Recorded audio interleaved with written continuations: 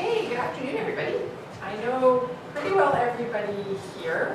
I'm Lizanne, for anybody who doesn't know me, and I just met Dorian because I hadn't met you before. So you're new to the brokerage? Yeah, I'm kind of transferring. I'm on the commercial side currently, and I have been for a couple of years more on the leasing, so Okay. I'm pretty ignorant when it comes to this stuff, so we're very much so. So are you looking to make a shift to residential, or? I'd like to, learn about residential and do that, but I would like to also move to the commercial listing side. So, Okay. How long have you been in the business? I guess 3 years now. 3 years. Okay, great. I think, is everyone under a year here in the business? Under a year. Joe, you must Just be, so- just About a year, I don't think Angie is. No, Angie isn't. No, that's true. Oh, we're also, Laura always comes about 15 minutes late. And she's like, "Well, bitch." Well, she'd come when she But gets she's here. like 2 years. Yeah, okay.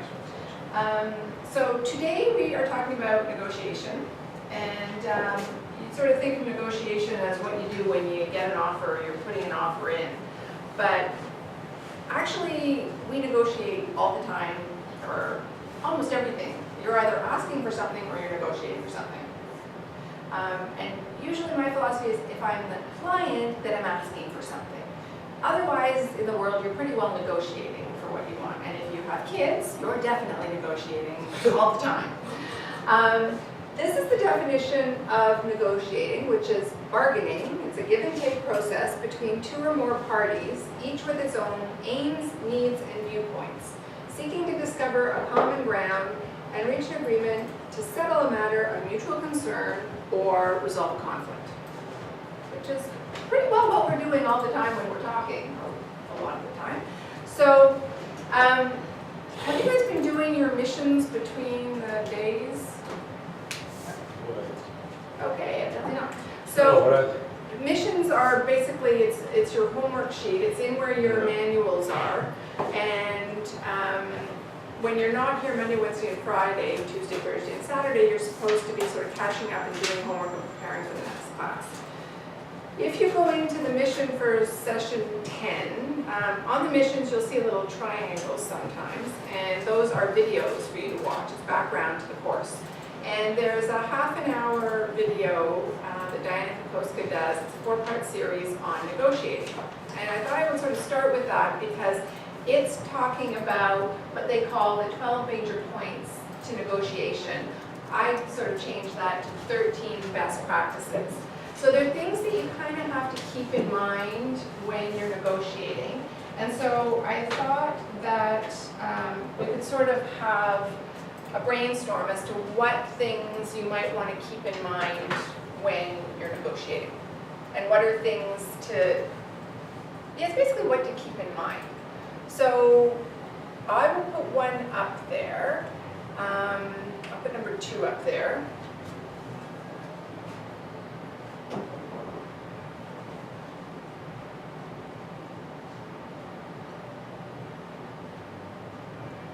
Okay, that's number 2. Get out of your own way. What do you think that means?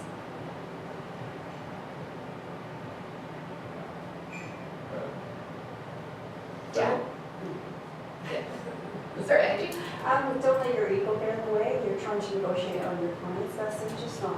Exactly. This isn't about you, it's about your clients. And so it's not about ego, it's about your clients. So keep that in mind. And sort of tied to that, what is, basically what are you trying to, in the context of real estate that we're here for, what is the purpose of negotiation? Win-win or no deal. That's actually number 10.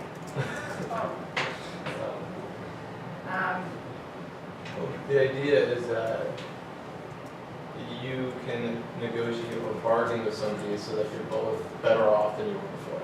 Right, and it goes back to the definition. It's finding common ground. To get the best deal? Yeah. Because you're not going to reach a deal unless both parties are getting something and you're avoiding any major I don't landmines. think it's getting something necessarily as feeling like they won. Actually, no. That's a win-lose But scenario. getting something is not. 99% of the time, when you do a real estate transaction, both parties are gonna feel like they lost. Your buyer's gonna feel like they paid too much, and your seller's gonna feel like they gave it away. So that Well, it's ends just up, psychological. that's what we do. But the reality is, I mean, like, because in real estate, everyone just assumes that getting the best price is always what matters most, So I'm gonna get to that. which isn't necessarily true. No, and that's true. Right? So you're trying to achieve your objective, Yes, which isn't always in line with somebody else's. right, and so you have to find the common ground. And win-win is that the deal gets done and people got most of what they wanted. Otherwise, they wouldn't have done it. And it doesn't mean that you completely obliterated your opponent. It's not really, KW's philosophy is about the exact opposite to Trump's bullying philosophy when it comes to negotiations. So your mindset and your own personality will definitely play into how you negotiate. I've always believed you get a lot more with honey than you do with vinegar. So there are definitely different styles. We're kind of going for the win-win here. But the other thing to keep in mind is that we're really all here to do one thing, and the goal is to get a signed contract, and that's number 5. So this one, the list number 1 to 13 goes on like the priority, like why we are doing negotiation. Well, these are based on priority or like this. These are all sort of things to keep in mind. There's like 12 major points to negotiation, sort of best practices. It's a bit of what to do, what not to do, and a bit of the context of what it is you're trying to achieve. Like the only thing you're trying to do is get a contract signed. You're not trying to pay your bills. You're not trying to be a hero. You're not trying to obliterate your opponent. What you're really there to do is get a signed contract. That is the one thing to always keep in mind. They also say that your ability to negotiate is going to be based on your sales skills. So the better your sales skills are, the better negotiator you're going to be. And you think that when you're doing the contract, that's the point of negotiation. You've done a ton of negotiating to get to that point. You negotiated when you got the listing agreement, you negotiated or got your buyer agency signed. This is part of the whole sales skills, set of sales skills that you need to learn. Another one that's good to keep in mind, can anybody guess another best practice? Lizanne, like my observation says like the things like negotiation and sales skills. These skills are not even being taught in some of the best institutes like Harvard and Stanford, they're saying. Yeah. So I believe these are one of the crucial skills. So when you talk about sales skill, do you think like the people skill, it comes under sales skill, or you think sales skill will come under people skill? People skills comes under sales skills, but it's your communication skills are a big part of it as well. Your ability to relate to people and engage with people. There's a whole bunch of skills under sales skills. They will also, if you go back to Mission 10 and listen to that video, she'll reference, what is it? I erased it off my thing. The Art of Sales. She'll mention go back and listen to the Art of Sales. I went through all of KW Connect, they've taken it down, so you won't be able to find it. But sales skills are things that we learn, they're very similar, but sales skills are a broader range. Negotiating in this context is just about the contract. What's another thing you might want to keep in mind when you're negotiating a deal? Leverage. Is it, go ahead. Okay, explain Go ahead, no, you go ahead. leverage, what do you mean? Know what leverage you have when you go into a negotiation. So know what you're trying to achieve. I wouldn't necessarily agree that the goal is to get the contract signed. It's more specifically get the contract signed under the terms that you want. No, So- under the terms your client wants. Yeah, which are the same. Your fiduciary Hopefully, duty yes, is it that is. those terms are the same for you and you're acting on their behalf. Yes. So know what you're trying to get, and then understand what negotiating leverage you have. Like what? Yeah, so I'm gonna take that and I'm gonna turn that into point number 9. And that is know your client's motivation. And the reason that that's important is you need to continually refer back to that to make sure that, you're calling it leverage, I would call it motivation. But leverage is knowing who you're negotiating with's motivation. So if I'm negotiating with you. Or for. What? If you're representing the buyer, Leverage would be knowing what the seller's motivation is. and also knowing what your buyer's motivation is. You have to know what's the most important thing for them. And then you have to try and figure out what you can get Yeah, from the but seller's leverage motivation. isn't, that's presumed knowledge already. You're supposed to know It's what they not, want. It's not though, because you'd be amazed how many agents don't have that conversation up front. And then when you go into a negotiation, you have to keep referring back to that initial buyer's consultation if you're on the buying side, or seller's consultation if you're on the selling side, and make sure that they haven't changed it. And I'm going to get into what it is we negotiate, but That's communication with your clients. That's not part of negotiation. No. It shouldn't have to. it is, it most certainly is. I know, but assume that you and your buyers all know the same information at all times. Assume that.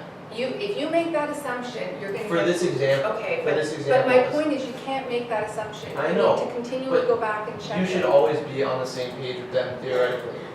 I'm saying leverage is understanding what the people you're negotiating with want, and how can you present what you're offering in a light that makes them see it favorably. Yes, that comes Right. back to what we're going to talk about later about preparation. But That's what I leverage meant by is, leverage. Because leverage is knowing what you want. That's not what leverage is. it is, because when you're trying to do the best for your client, and you know you're calling it leverage, but it's kind of motivation. If they need to get in this house by June 31st because they're going to be evicted, then price is not their number one thing, it's timing. Yeah. And so if they don't want to pay that price, you have to be able to go back to them and say, I know the price, you can still afford it, but it's outside of your comfort zone. Let's just revisit why you really need to make this move. If you can get that date, because that's what was really important to you, are you okay paying a little bit more? You have to always go back to that motivation. And That's you super important. can't assume that, No, I was saying for that example. I mean, like, because you should always be on the same level as your clients, but you won't with the sellers or the seller's agent necessarily. And I'm saying everything that you do as a buyer's agent has to be presenting what you want in a way that looks favorable to them. yes. Because And so- you're trying to get what you want and also make them feel like that's what they want. Yes. Yeah, fair enough. Catherine, what was your thought? I don't know if it would go under or in addition to win or win and win, or no deal, but is to know when to walk away, like not force it. Yes. Like, is that all under one or? Nope, that is a point all on its own, and that's kind of like 2 points. One of them is don't be attached to the outcome.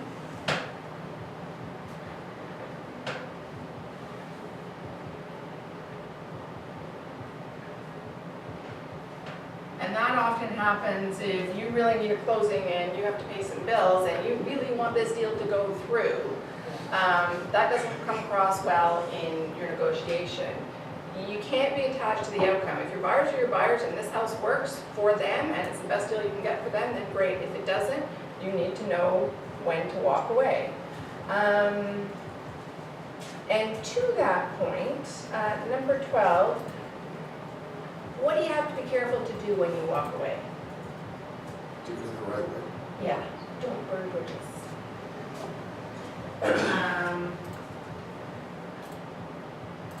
Don't burn bridges with your client, and don't burn bridges with the other agent, because we work in a really small community. Negotiate what you're winning, what you're losing in that particular negotiation.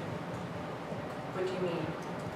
Because, for example, you said that the main motivation is to have a signed contract. Yeah. Signed contract means you're going for a deal. When you're going for a deal, now deal is only possible when there is like both the parties are mutually sort of like come to an agreed point or Right. a deal.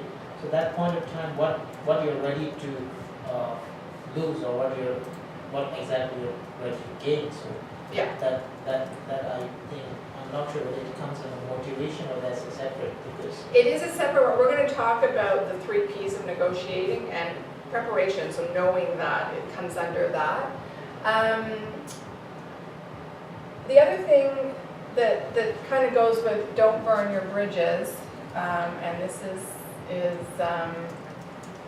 said in different ways in the program than it is here, but keep your emotions out of it.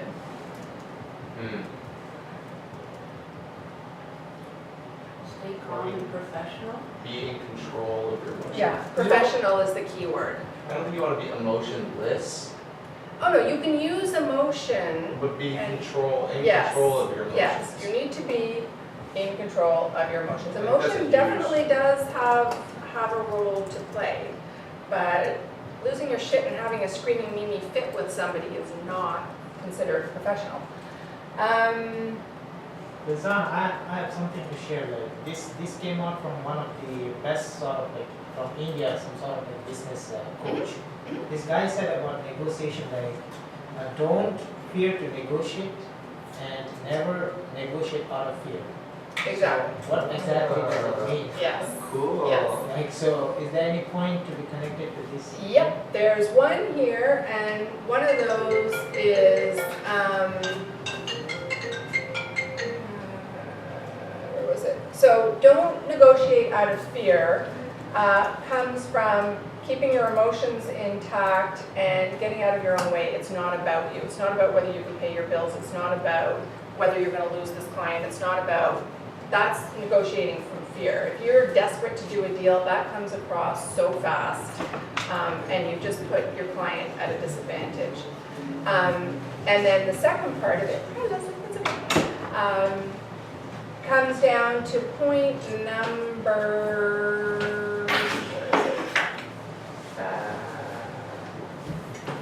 number 11. Don't be afraid to ask or close.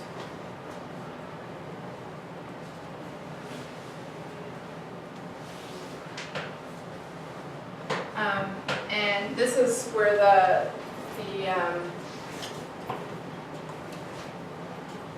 this is where your professionalism also comes across. There comes a point in time when you've gone back and forth to a certain extent, and it's time, for lack of a better word, to kind of shit or get off the pot. This is kind of your final presentation. You're either going to take this or you're going to walk. Or your clients are sort of like, I don't know, and you don't have to be afraid to ask, to say, is this worth it for you? Are you prepared to walk away if somebody else got this for $700 more? So that's the second part of your equation. Don't let fear rule what you're doing, and don't be afraid to ask at the end. Because there will come a point in time where you can only go back and forth so many times, and then it's done. And don't be afraid to be the one that pulls the trigger on that. The only advice I would give on that is don't assume anything and don't make that decision on behalf of your client. If you're going to, and don't use this is our final offer as a bluff, because that does not work. So if your clients are at this final offer, then I will go in and I will say it with no uncertain terms, this is it. Take it or leave it. We have other options, and we're at that point. And so that's what it means. Don't be afraid to put the negotiation where it needs to be at the point in time you feel it needs to be there. In your experience, would you say that ultimatums work more often than they don't? As an example, if this is our final offer, take it or leave it. I don't think they're necessary most of the time. This is our final offer, take it or leave it, usually comes at a point when it's gone back and forth and everybody's like, okay, this is it. And one or the other side will pull the trigger first on that, and then it is what it is. And that's where you're not attached to the outcome.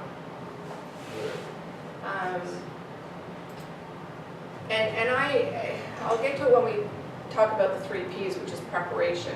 Different people have different negotiating styles, and when you're talking about ultimatums, the exact opposite to that is a low ball offer. And so if I know I'm going in with a low ball offer, I'll usually like to set the context and say, you know, this is very multicultural cities. Some cultures like to negotiate and they like to go in low, and that's just their mindset. And I'll usually set the stage for that as opposed to pissing them off. I'll have a conversation with the agent. Okay, so what else might we want to keep in our minds as a best practice in terms of how we do it? So, okay, I'll clarify this a bit. What is the best environment to negotiate in?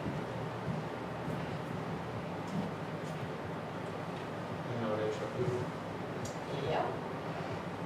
In an office, so like in an office space, as opposed to a coffee shop. Okay, and what else about those 2 environments? Geographical, They're neutral. regional. Okay, sort of going out of time. If you had the choice between an email, phone, or face-to-face, what would you pick? Face to face. Right. So whenever you can, try to do it face-to-face, which is often why we do offer presentations. If you can't go face-to-face, there are certain things that need to be discussed via the telephone, because when you send an email, they can be very much misconstrued. Like, there's no body language, there's no emotion, there's no intonation, and there is a role for email, but that's like the follow-up to it. So number 6 is negotiate. Now, this is very interesting because I kind of disagree with the Ignite thing. The thing was actually negotiate via the phone or email. And they didn't put face-to-face in there. When you're really busy and you may have to be at 2 places at one time and you can't, then yeah, you're going to end up negotiating via the phone. But I have found that when you can get face-to-face, especially with the sellers, like in an offer presentation, we have a very unique market. Most markets don't have multiple offers all the time. And I have pushed a couple of times to go and do an offer presentation at a seller's house, as opposed to just doing it on the phone with the agent and sending the offer in. But I would say you do face-to-face, then phone, and then you follow up with email. Okay, what was number 7? Yeah. It's very much tied to keep your emotions out of it, and that is control what you say.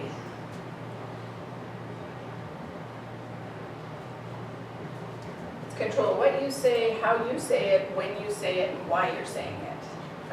And that comes from preparation. Script. Yes, yes. Number 8, yeah, that's a good one.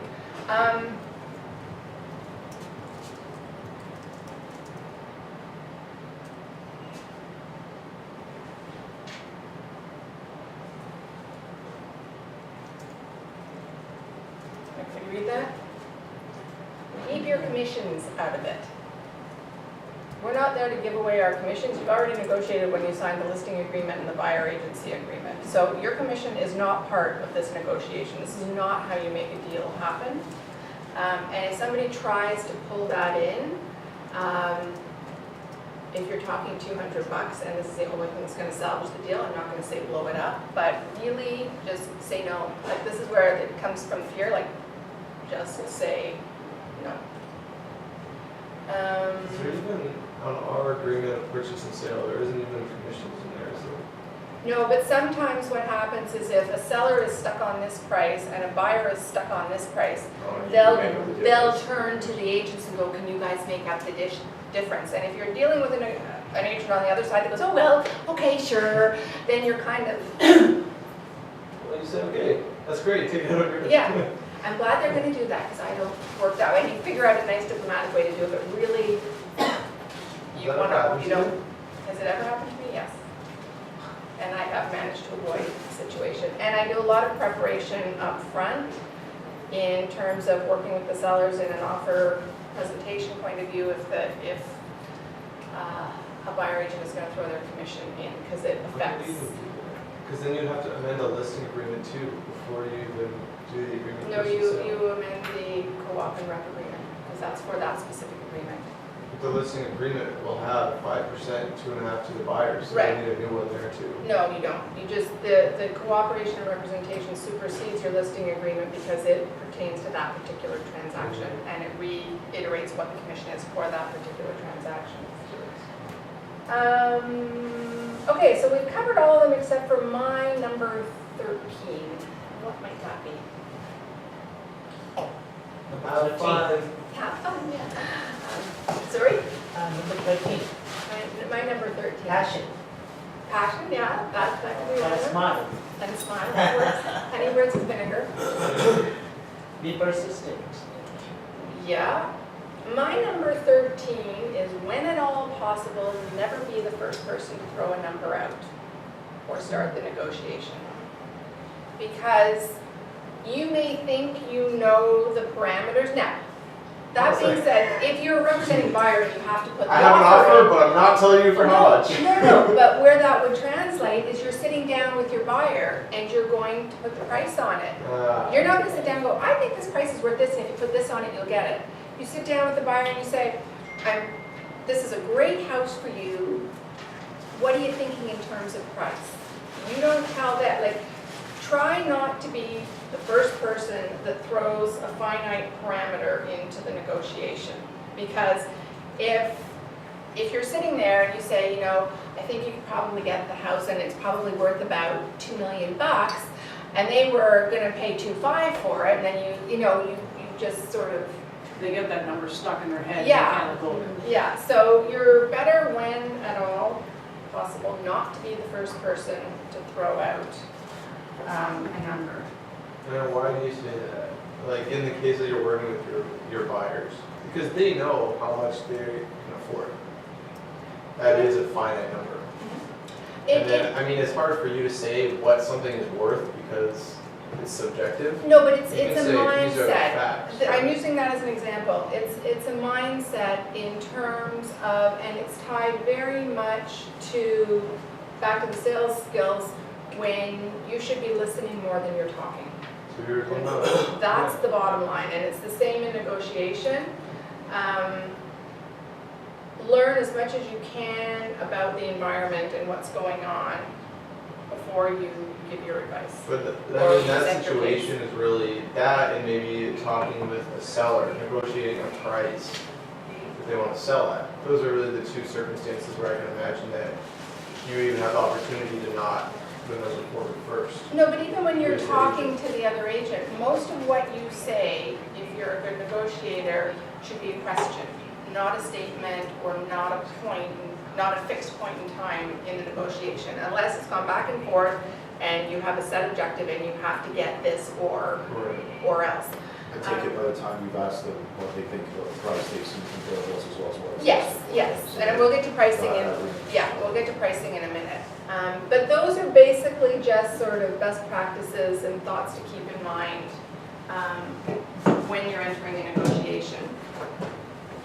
Lizanne, like out of these 13 points, I feel like the most important part here is like asking the right questions, because when you ask the right questions, then you understand what exactly is the Situation, other person's yes. mentality or Yes. the deal is about. Yeah. But here, that point is not there about asking the right question. 13, you didn't talk first. No.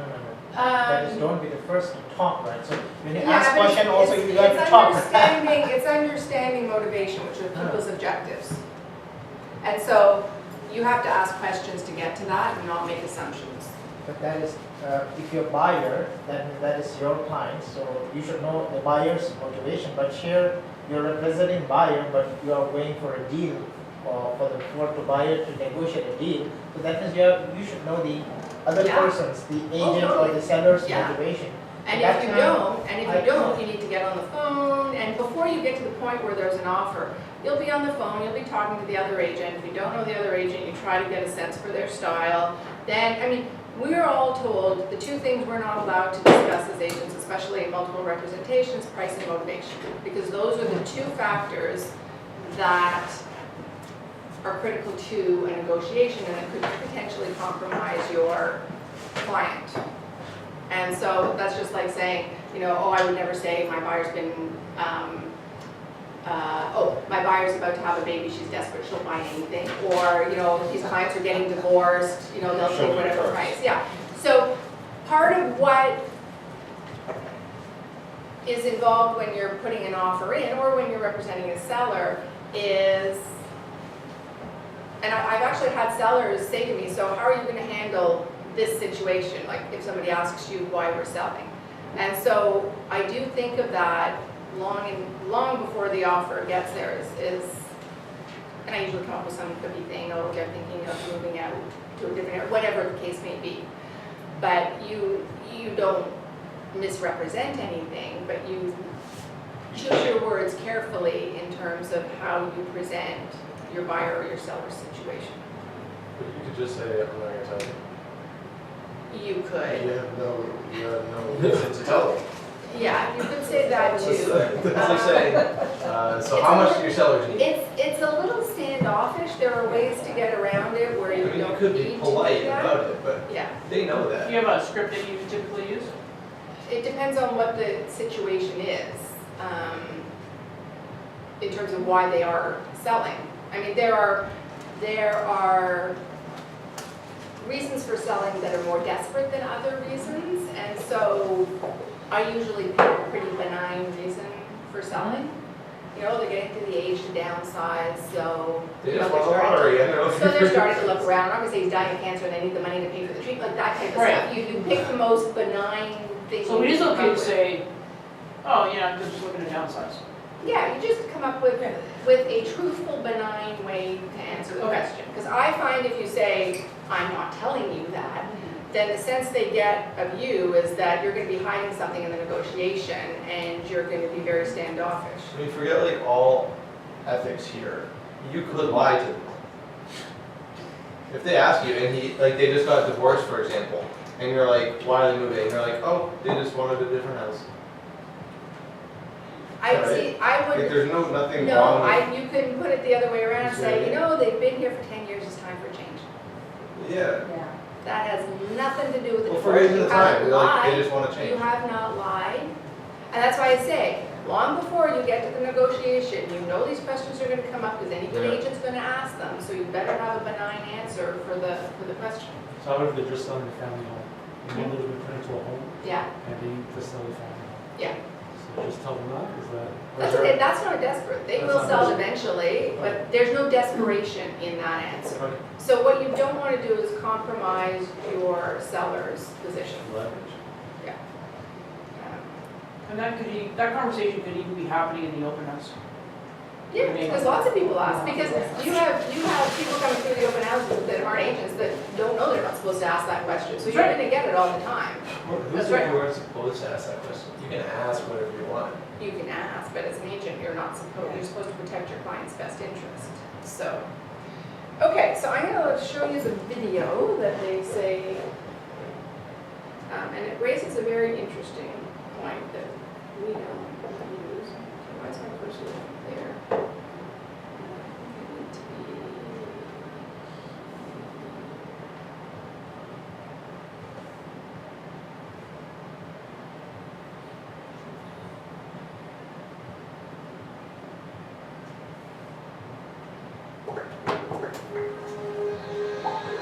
Hi, I'm Josh Anderson from Nashville, Tennessee. I've been with Keller Williams since 2006.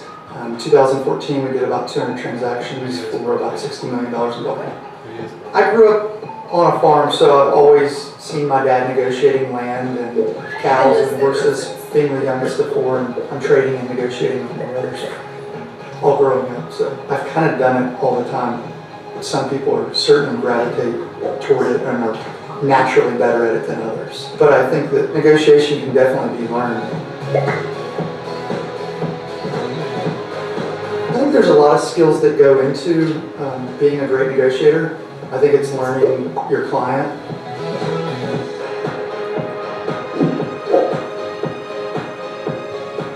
Instead of kind of assuming that you know what's important to them, really asking a lot of questions and letting them tell you what they need or want, and then speaking to the other agent and finding out what's most important to their client. And there's some agents that just don't give any. When I have an agent that I'm dealing with that's very tight-lipped, I just keep asking questions, and they give me information that they might not have otherwise given, whether it's a divorce or a death, or it's just they got relocated to some other city.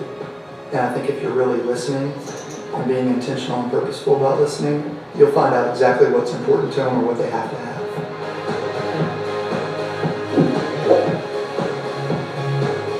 In certain situations, you have to be creative. We're always looking for that next little tip to help our clients out and win the deals. One of the techniques that we've used a lot that's worked well for us is the escalation clause. For example, if the property is listed at $250,000, we might go in at $250,000 with strong terms, and in special stipulations we might put in there that we're willing to beat the next best documented offer by $1,000 up to $263,000. And the best offer might be $261,000, so we end up getting it for $262,000. From a client standpoint, be willing to have a real conversation with your clients. It's not us just being realtors for them, it's us consulting and advising and really telling them, if you really want this property, here's what you have to do to get it. Everybody's got a different way of how they would negotiate. And networking with other Keller Williams agents around the country, the more you hear, the more ideas you get. And then you end up gearing it towards you and what you think is going to work best for you and your clients. A lot of it comes down to experience, and I think the more deals you do, the more comfortable you get with it.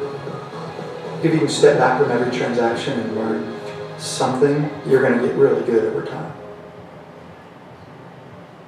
What did you think of what you heard?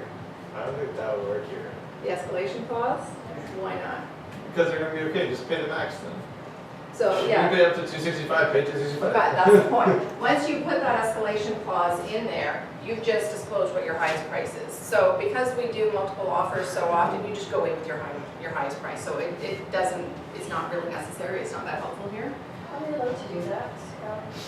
I saw it like years and years ago before multiple offers started to become a major thing. I don't know that you're not allowed to do it, but you have to be, it has to be worded very, very carefully. I haven't seen one that I use, because I don't use them, it is what it is, and this is all we're willing to pay for it.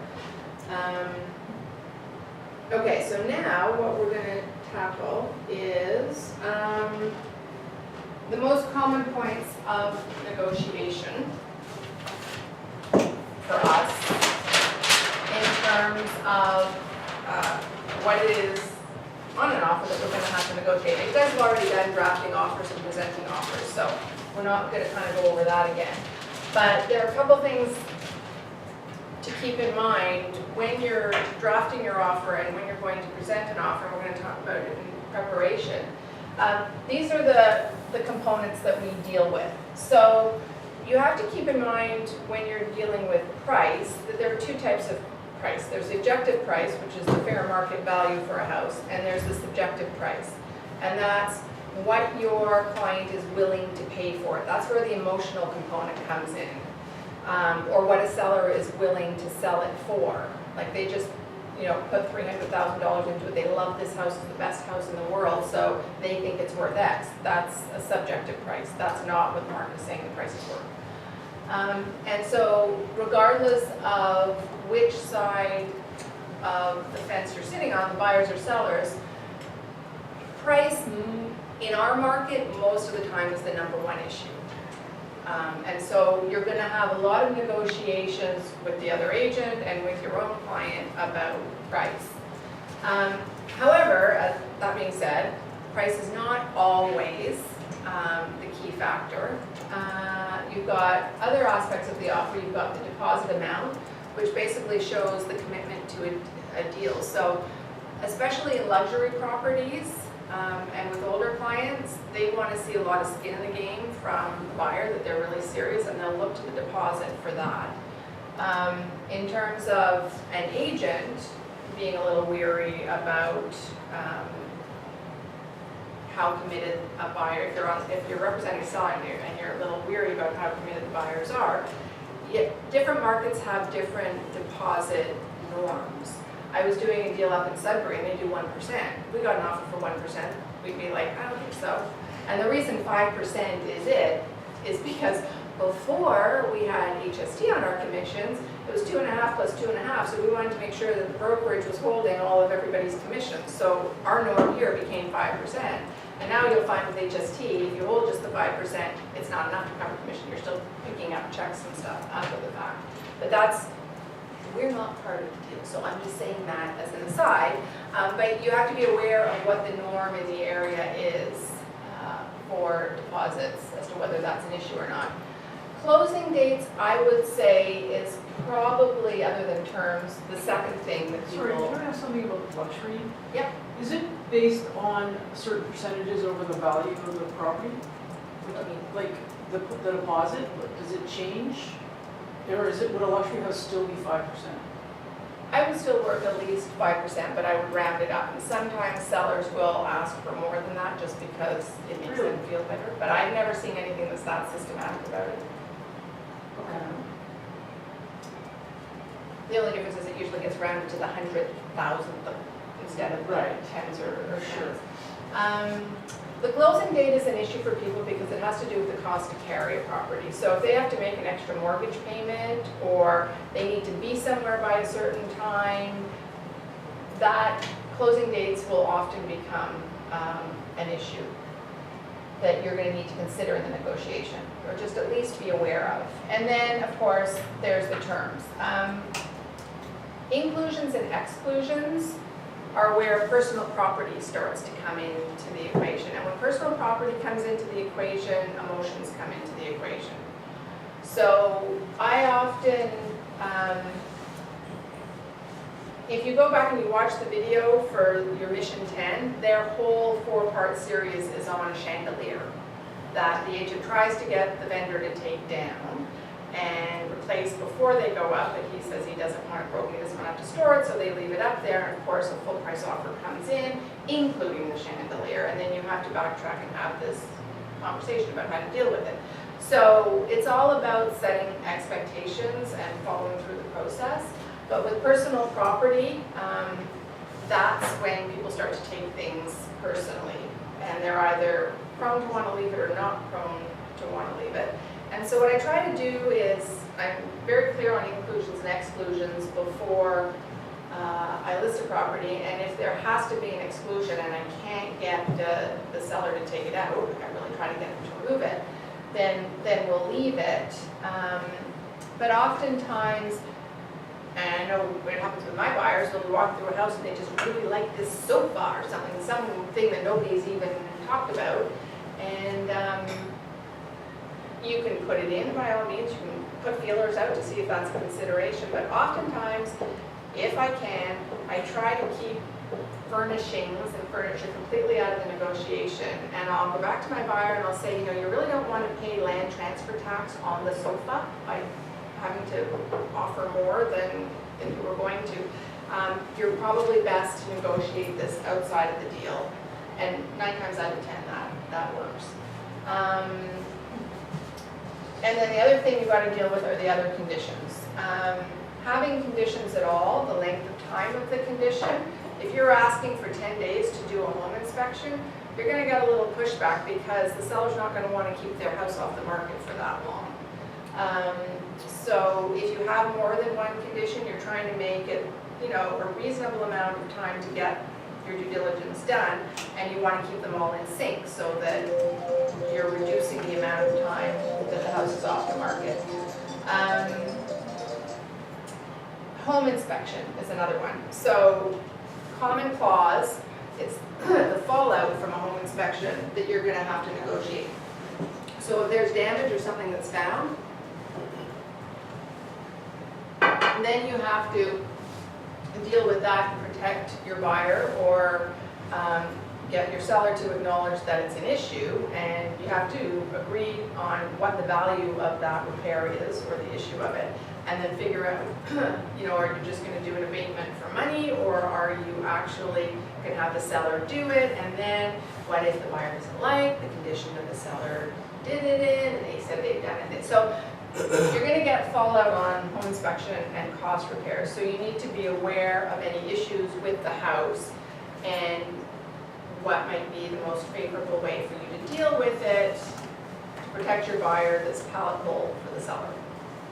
So these are sort of all of the key things that you should be thinking about when you're drafting an offer. We have so many standard clauses and we tend to put this in and do it over and over again, but you really need to think of the ramifications of what you're putting in your offer. And you need, on the selling side, to have your antenna up for unusual stuff that they might be just trying to slide in there. But I don't know, did anybody else watch on Wednesday the urea cannabis webinar? Wait, what was your take on that in terms of a negotiating issue that we may need to be dealing with? There's now 2 clauses that you can use. One that the buyer acknowledges that this may have been used as a grow up. Well, no, but it's different. So there's one that the buyer acknowledges that there's potential that it could have been, and the other is that the seller acknowledges that it wasn't. Right, so we already had the grow-up clauses, and Okay. those were created because the definition of grow-up was a whole bunch of plants that caused mold and electrical issues, and to remediate the house cost a lot of money, and it was really hard to guarantee that all the mold was out. So you would, or I would at least nonchalantly just put in my offers as a standard clause, they acknowledge that it has not been used as a grow-up. Fine, not really an issue, because 99% of the time it wasn't used as a grow-up, and it protected your buyers with no fallout. Well, these clauses that were now created were created to say that with respect to the new legislation, you're acknowledging that you didn't grow your 4 plants, as opposed to like a whole grow up. So the amount of damage is different. The issue with the 4 plants is that, and this is where you have to know your client, if you have somebody who has a child with asthma that's going to be super sensitive to even those 4 plants, then it's relevant for you to put this in. Now, the other thing that is an issue is that, and more of an issue than actually the growing up of 4 plants, is insurance and financing. You need to know the institutions that are doing the insurance and the financing, because some of them will outright say if there was any cannabis in it, I'm not insuring it or I'm not financing it. And so now the 4 plants are relevant. And yes. How would you prove that? How would you prove that? That there was marijuana? Mold does not, if you have mold does not mean. So the point. Unless you admitted to it. I know, so the point about the clauses is that what used to be a standard, it's not that it was a non-event clause, it was to deal with a really big issue, is now, there are new clauses for the smaller issues, but it's not that cut and dry, and you just don't slap them in there without really thinking of how necessary they are. My question is more, what would you actually achieve by doing that? What clause could you actually use that would achieve it? There are the 2 clauses that acknowledge that the buyer or seller wasn't growing it at all, whether it's 2 plants, 4 plants, 1 plant. And in certain circumstances, that might be important. That's the whole purpose of it. But the idea was not that you just randomly use these clauses like we used to use the old clause, because there are ramifications. A, it's hard to prove, but B, Is it possible? that's not impossible. No. You Because, smell that? No. no, but that's not what you're asking. Is there mold? Yeah, So there's mold. if it's important to you, Water. because let's say you have a child that will react really badly to it, you will ask the sellers Wait, to to warrant mold though, or to marijuana? to, But it could be, so it could be, the buyer's looking to buy a condo and the, well, the unit beside could, yeah, Right, that's, that's yeah, what we- that's. yeah, so that's not protecting them Yeah. anyways. There's really nothing that you can do. No, but but you can do is you can ask the seller to warrant that to their knowledge, they never did it. And so What if they say if, no? then you know that there's a possibility that it happened, and then the buyer has to make that What if they decision. say yes whether and they lied to you? They just, It's- then you they're have a allowed legal, to do Then that. you have, but then you have a two legal grounds, because they've just lied. But how can you prove anything? If you can, if all of a sudden your child has a reaction once you move in, It's not perfect.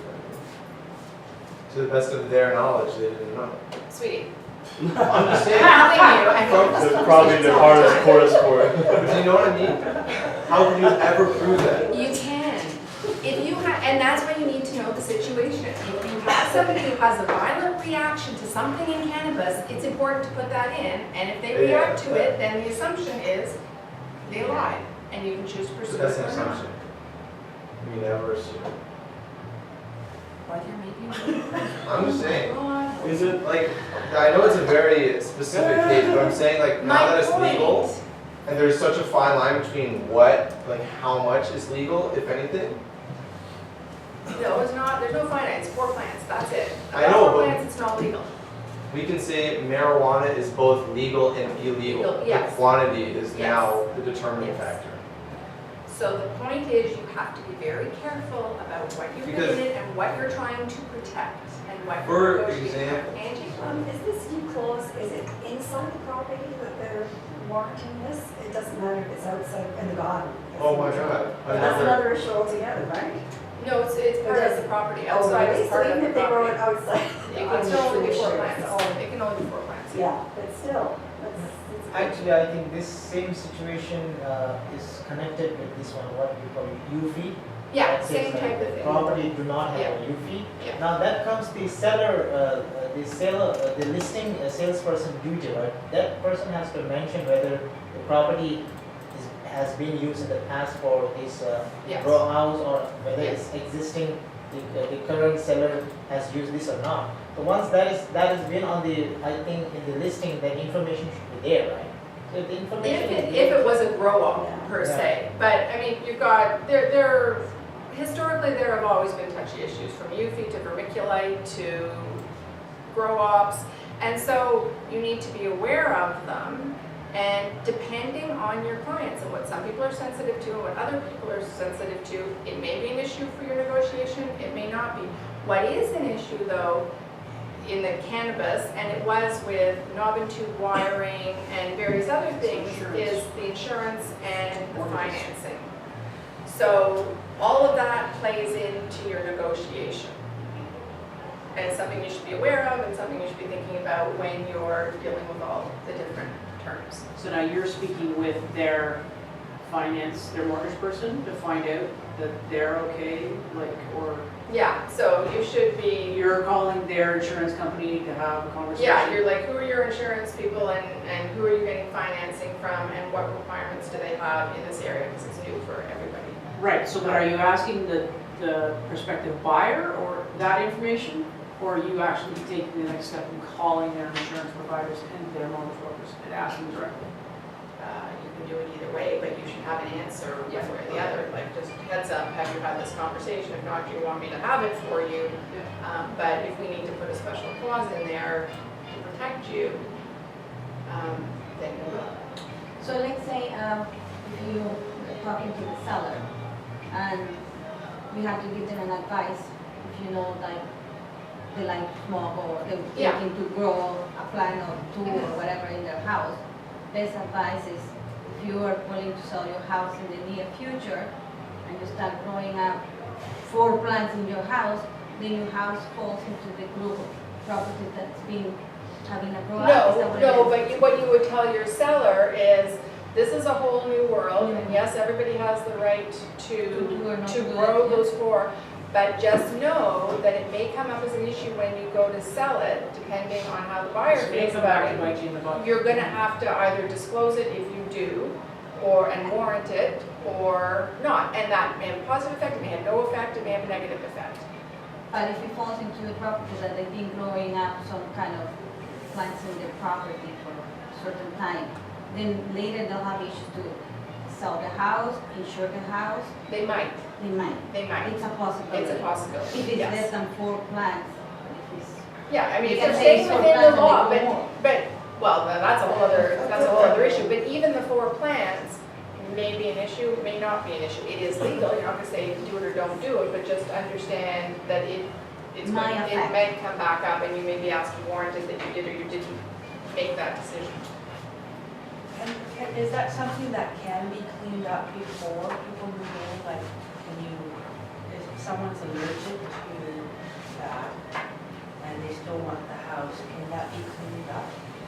Houses can be, yes, professionally cleaned. They do it, you know, if you've had a smoker in there for 50 years and you're trying to get rid of all of the tar and nicotine on the walls, like, yes, it's expensive. Okay. And sometimes the 4 plants may not have that effect, like are they 4 little plants, are they 4 like bushes that took up the entire living room? Every situation is going to be different, and now that it's legal, it just is a finer line that you're going to have to learn to walk. Not that I want to spend all day on cannabis. Okay, so those are sort of the things that you need to think about that you're going to need to negotiate through the process at some point in time. Now, I'm going to go back to our manual because they do, I didn't want to write it all out. Here we go. Okay. The 3 Ps to negotiation are that you need to totally be prepared. Then you have to get your head around how you're going to present, and then how you're going to deal with the positions that fall out from the negotiation. So when you're preparing, a couple of things to keep in mind. First one's kind of obvious. Know your goal, and your goal is usually to get a signed contract. Know your client, and don't make assumptions. Go back to their motivation. You're there to guide them, but you really need to listen more than you tell them. Think ahead, so when you're talking to them and you're preparing, and they give you an answer, what effect is that answer going to have, and do you like that effect? If not, you might kind of want to suggest that they start thinking about it in different terms. And then set clear expectations. I think my best example of setting clear expectations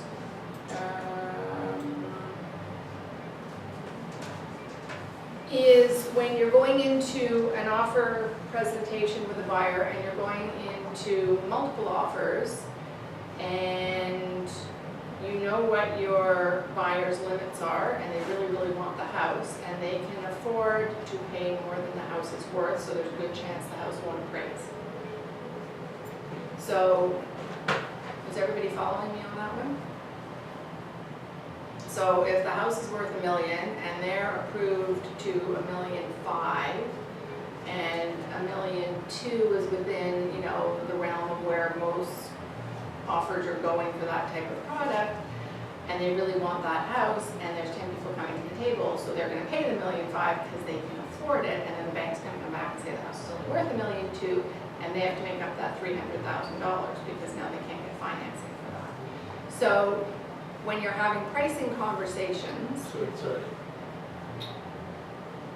Even if you're pre-approved for 1.5 and the bank tells you what the home is worth, that doesn't make any logical sense. Because the home is worth 1.5. you chose to pay 1.5 for it because you really wanted it, but all the history is saying that house is worth 1.2. Now, and that's how our market moves. That had to do with what you were pre-approved for. No. And that's why I'm saying, and this is why when you say set clear expectations, this one for me is a really key one. And that has to do with knowing your client's resources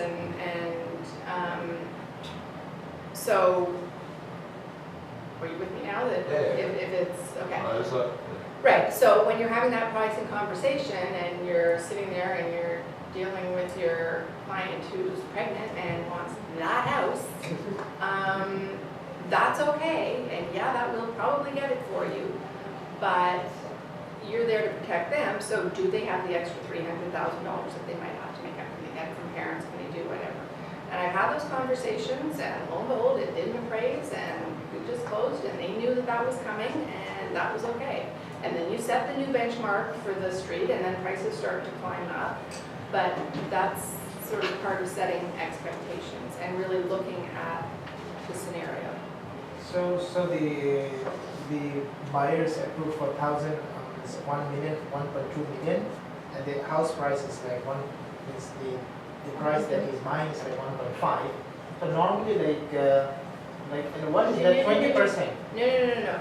If they're only approved for 1.5, you would never let them buy. If they were only approved for 1.2, you would never let them buy a 1.5 house. Ever, ever, ever, ever. In this scenario, it's listed at $1 million, they're approved for 1.5, but the market value for the house, because everybody knows the listing price is not necessarily fair market value for the house. The fair market value for the house is 1.2. But they've been approved for 1.5. So they want to stand out and make sure they get it. So I know they can afford 1.5. The bank has said they can afford 1.5, but the bank will not give them a mortgage for 1.5 if the house is only worth 1.2. You with me? Yes. question about how, in your experience, the appraiser has gone in and identified that price, because is it based more on sold comparables, or I know it would be hard to identify, but like say there was 6 offers, 5 of them were at, the house was listed at like $1.1 million. 5 of the offers were at $1.25 million, and you got the house for $1.3 million. Would you be able to say then, because I know those offers didn't go through, but if 5 of the people were willing to pay that much? Completely irrelevant. Banks are ultra. Is it though? Yeah, because banks are ultra conservative and they will only go by historical pricing. And an appraiser is trained not just to look at the prices, but to do the detail of the square footage, the number of rooms, and really what's a bonus for this house and a negative for this house to come up with their price. But they will only go by historical information. So if market value is 1.2 and your clients have paid 1.212, they might approve it. But if they've paid 1.35, yeah, likelihood not. So you have to make sure that you really do know what your buyers can afford. So if the bank approves 1.2 and the client wants to buy at 1.2 and the bank checks appraise it and says like the house value is 1.2, correct. So that means the buyer can buy directly, like without paying any down payment of 20%. No. So when they're approved for they're approved for mortgage amount plus their down payment for the total amount of the house. And the deposit comes out of their down payment. So that's why you need to sit down with your clients up front and make sure you understand their financing and make sure that they've been recently pre-approved because the rules changed with the stress tests and stuff. So means when they go for pre-approval, that means they include the amount they have in the account, like maybe it's 20% or more, whatever it may be. So That's after included, considering yeah. all these parameters, the bank comes up with a pre-approval saying now. Yes. Yes. We'll give you, if you have 200,000, we'll give you another mortgage for 800,000, so now you have $1 million. Okay. I've heard that's irrelevant though, because if you're desperate for a mortgage, you can apparently get mortgages with less than 20% down. It's a Yeah. higher rate, You right? can, you're gonna have to pay CMHC insurance, and that makes it a lot more expensive, so your carrying costs are Not more even that, expensive. like, even if you were pre-approved by like Scotia, for example, and they had to add the two Yeah. basis points to the stress test, you can go to Meridian, they don't have to do that. No, they don't, but they know they don't have to do that, so they're gonna charge you a much higher interest rate. It's not that much more, from what I understand. I spoke to my mortgage broker So, yesterday, I mean, and she said it is significant. But that difference is minimal compared to, like, that could be the difference between $200,000 on the purchase price of your home. I know, but if you're paying 11% for it. 11? No, Mom, like, No, but what I'm saying Like- is, you have to know that balance, but. it's not even a percent more. That's not It's what like I. half a percent. It depends on which credit union you go to. I'm talking about Marine specifically though. Or you might be, but on the whole, not all of them are like that. A lot of them, because they know that you have to go there, they're gonna charge you a lot, or 8, That's what or at we're least mafia 8. then. Pretty much, yeah. No. So, I know that's not. No, but some, I'm not 11, it's probably 8, it's more like 8 actually, but Under 4%. not what I was. You can't. You probably. It's the I'm same not gonna have this prime rate. conversation Yeah. right now, okay. So, I have a question. yeah, Okay, so you present the offer is accepted, and then you get the 3, 5, 7 days for the mortgage, the last Yeah. time possible, say Yeah. 3 days for the approval, Yeah. to waive the condition for the mortgage. yes, And you overpaid, let's say 100,000, Yeah. because you were in the multiple offers. yeah, And the mortgage give you the approval, saying, okay, you client does qualify for this type of mortgage, the amount, right? yeah. When do they send the appraisal after being you waive the condition? Because you had 3 days to waive the condition, right? So what happens is when you have it sold conditionally on finance and you go back to the institution that is Doing the doing financing. it, they will do their due diligence at that point. That's why you get the 5 days. At that point they do Yeah. it, or they, once they say, yeah, No, your client qualify for this type of mortgage amount, Yeah, different according to institutions. the income, right? Right, but when you do the actual deal and you tell them that it's sold conditionally and you send it back to them, you send it back with the listing, so they have all the details on the house, and they may or may not choose to do an appraisal on it. And if they do, they have to do it within the time, because when they approve Within you. those 3 days, they do the appraisal, I have experience, they do approve, Yeah, then I waive the condition, and Yeah. then almost close to the closing, that's when they send the appraisal. So now I'm worried, because they're gonna tell me that's week or 2 weeks before closing that the appraisal went and the price is not. well, if they've already Reminds approved me. it and you have it in writing that they approved it, then you firmed up because you went back to them, then I would be very surprised if they then came back and said, no. So I could advise the mortgage broker to send the appraisal before in those 7 days, before I waive the condition, Yeah, because yeah. whatever the value comes back and say, the house is not worth that amount that you paid for. After you firmed it up.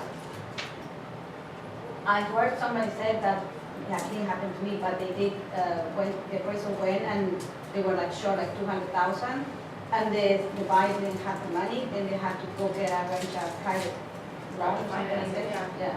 Yeah. I've never had that happen, that sounds really odd to me, but, You can in some. So that appraisal is always get done everything within extra. 3 to 5 days, No, whatever always. step. yeah, usually, like, why would you firm it up? You've just gone back to the bank and you said, here's the listing, here's what we want to do, it's within the parameters, are you okay with this? That's the whole purpose of the condition.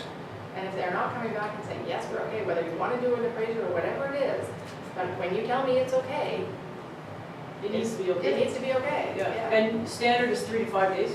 It's usually, yeah, I'll usually do 5 days. Sometimes But it depends on the competition or what situation you're in. And now I will add, and what's your position on cannabis? Because that's a whole other kettle of fish. Do you ask that to who, to the mortgage? If they do accept that kind of property? Is that what it is?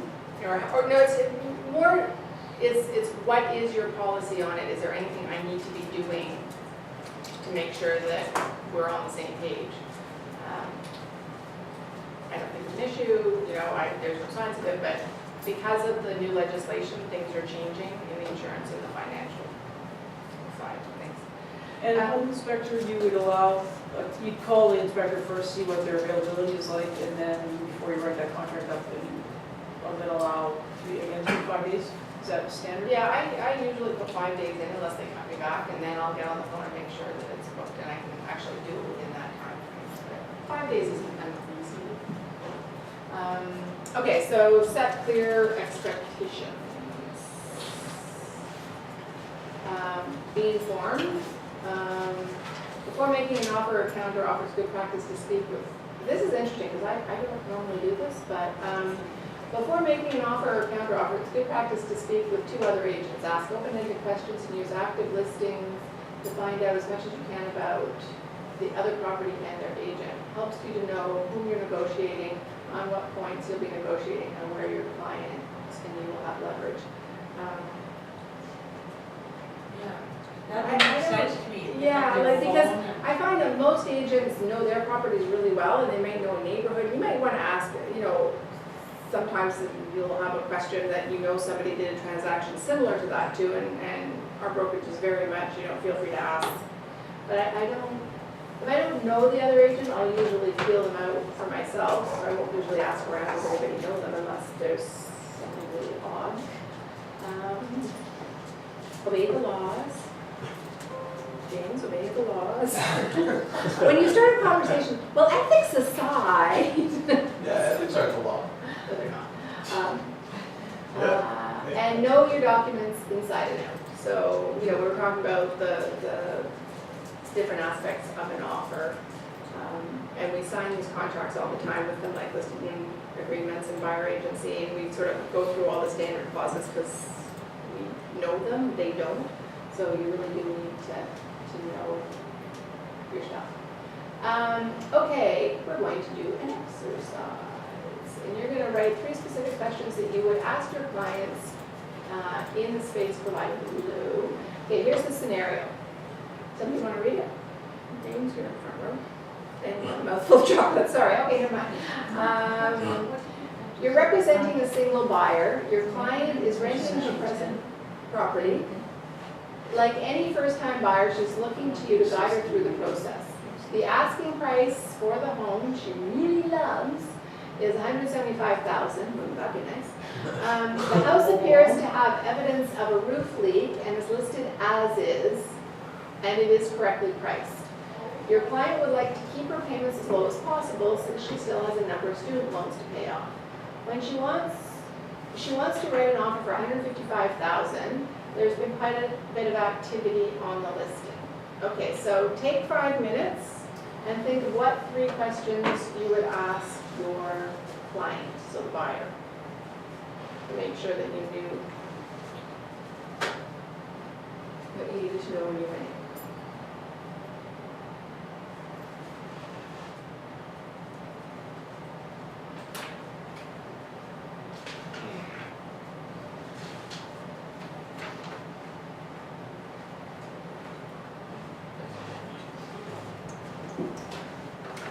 You guys talk amongst each other if you'd like.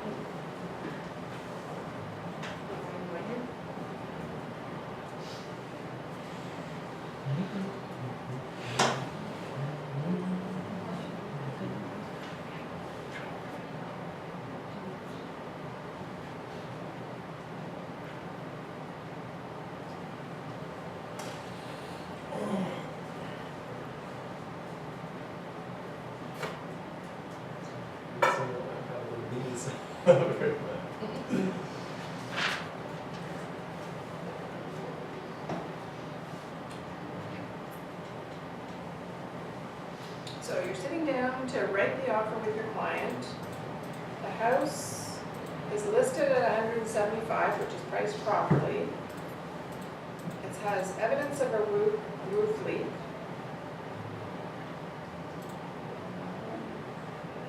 She loves the property and she wants to offer $155,000. Don't assume anything, so we put everything pretty good. Yeah. Might be a little late for that conversation, and we want to catch offer, but Yeah. just want to, they didn't say in this scenario. I want to know her overall budget, how much she has as a deposit, and how much reserve money she has. First, I will ask her income, how much income she have monthly, and expense, like apart from student, this one she's also renting, so what other things, like credit cards, anything. And after that, I would ask like, this is income, this is expense, what saving you have? Like, what's that extra backup you have? So that based on these questions, if you ask these 3 questions, you get a general idea on what exactly is like your client's strength and weakness, and based on that you can just guide them, right? Because in property, being a first-time buyer also, the property price is 175, and if she goes and if she gets at 155, then she has to pay like 1% land testing tax, so which is somewhere around 1,750 maybe. But if it is more than 155, and then the ratio changes, so maybe I think not sure, but she may, there's some 2,000 rebate, something for first time buyers. If it is over that, then she has to pay for that extra also. So these things I think we need to discuss.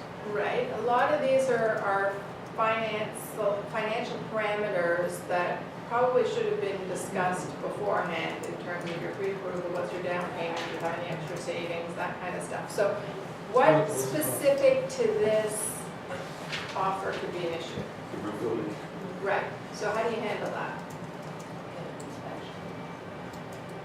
Why? To see, because there's a lot of things, it appears to be, is it, where was the roof? You would find out, was it last night? Huh? Because of the debate. That's it, Yeah. bingo. So the one thing you're trying to figure out is what that roof repair is worth, because it's being sold as is. So you kind of have 3 scenarios going into this that you have to talk to her about. One is, you go in at $155,000 and they take it, and you just bought this house as is. Does she have the money to make those repairs? The other thing is, they say, okay, no, we don't want $155,000, we want $175,000, but we'll repair the roof for you. Is she okay with that? Can she actually afford $175,000? And what is it about that house that she loves? Is that house worth $175,000 to her? That will be market value. That would be market value, yeah, because they said it was priced properly. So,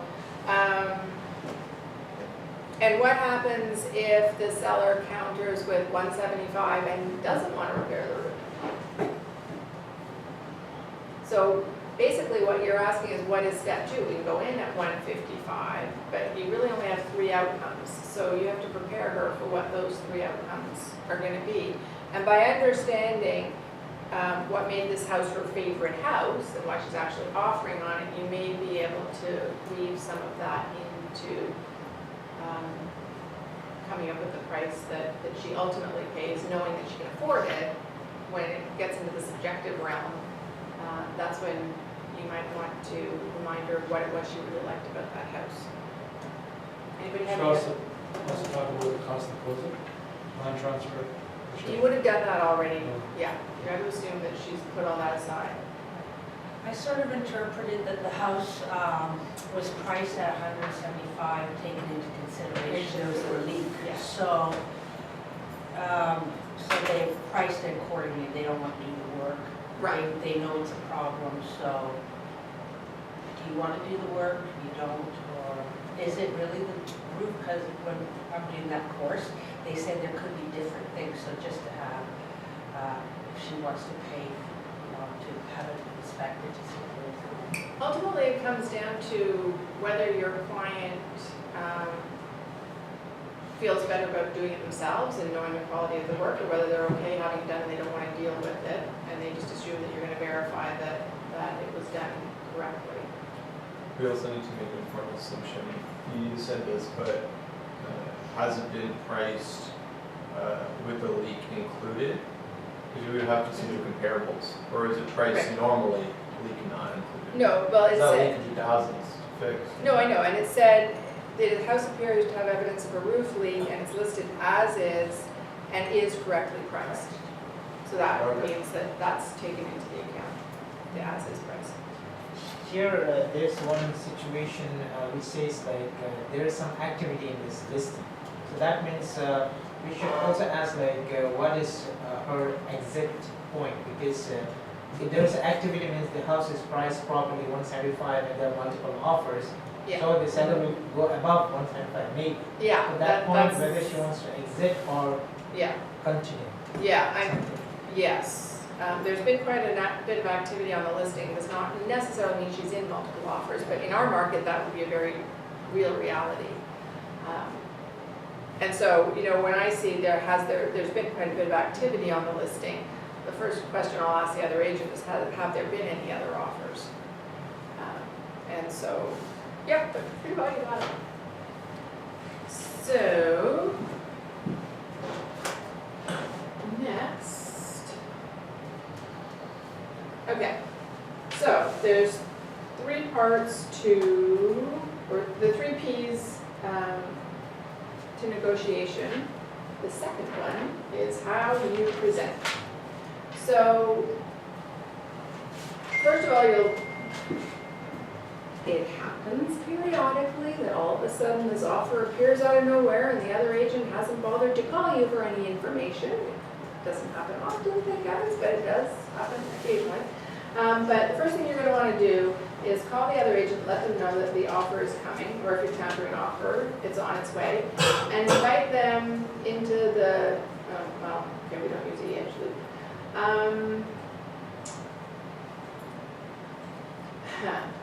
Yeah, I'm going to tell you a little story about calling the other agent and letting them know an offer or a counter offer is coming.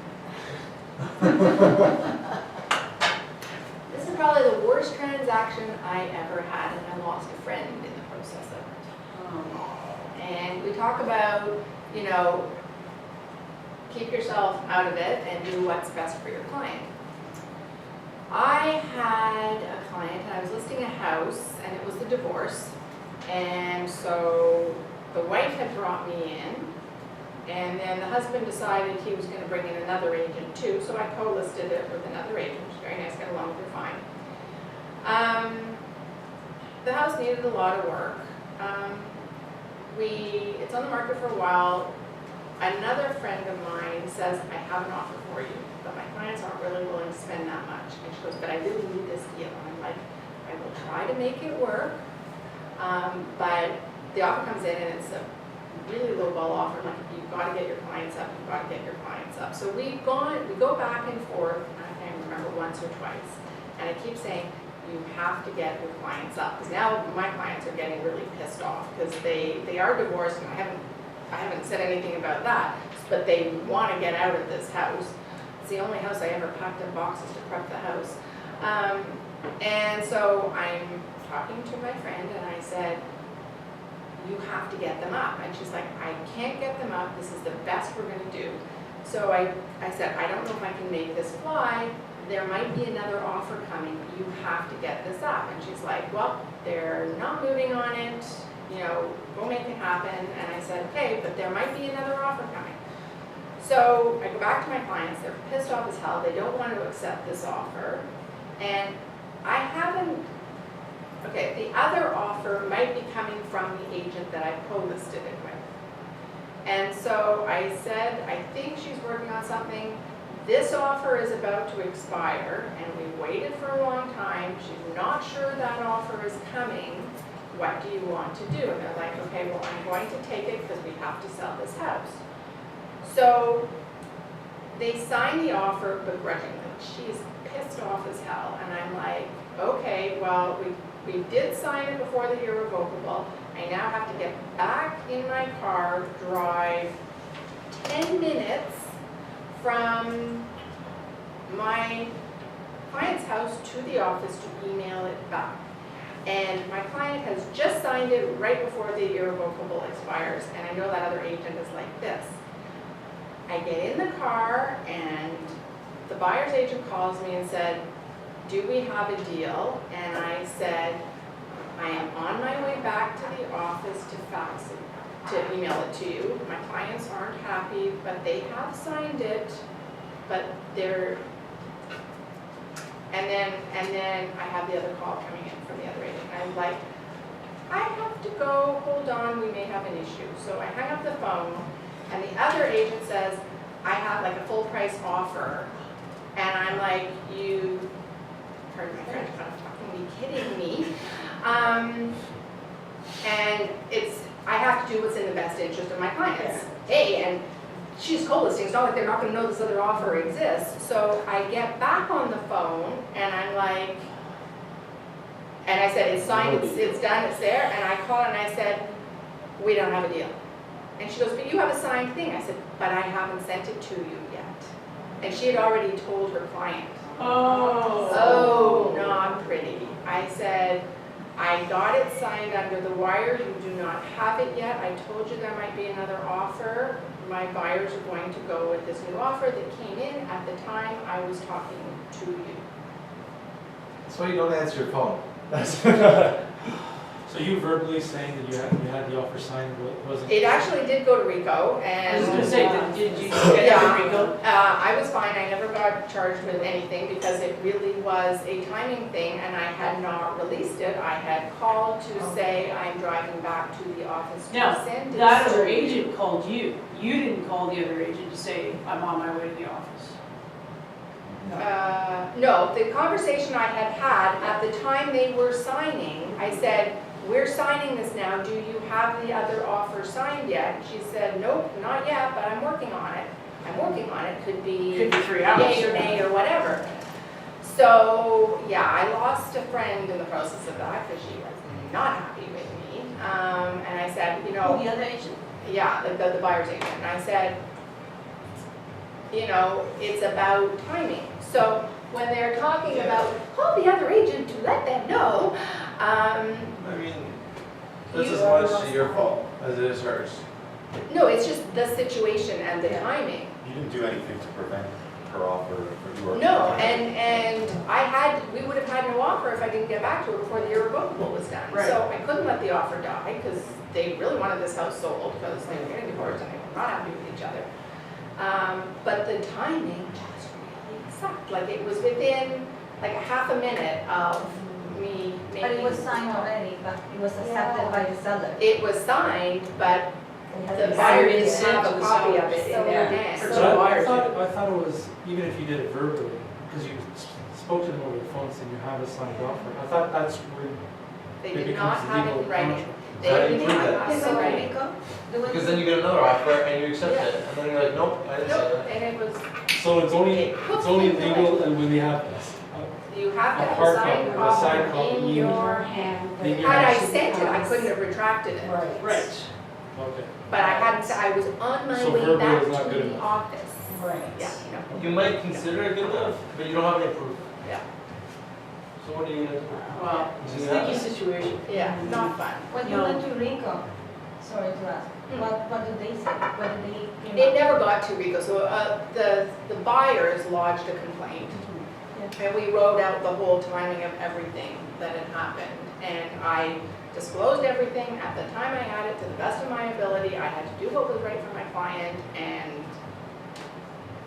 that was that, you know. Wait, If so I'd been did the you- buyer, I would have been pissed off as hell. I don't blame them at all. So did you, and they were fine with you telling the agent you have a signed offer and that you're sending it?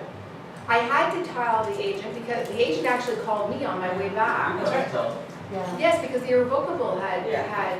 expired. At I that had point, to the tell him we irrevocable- had it signed Yeah. before there was no offer. Yeah, so the agent is following up to see, did you Yeah. make it? Did Or do we not have an offer? So And she even should if the have. irrevocable. Because when you sign, you put an hour, finished, the time. When you sign, you put the time, what Yeah, time you But you, sign. yeah, you would've, she would've. No, but I mean, when you Yes, we've did got a your deal, we're just waiting on minutes, paperwork. was Rico okay that you had the signed But she offer and didn't you have told it. the agent Assuming that it verbally? was fine. It was a good lesson. They were fine with that? And then you just never sent it to them? Very tricky. They haven't got it. Yeah, because they did not have an accepted offer in their hand. I know, but you did.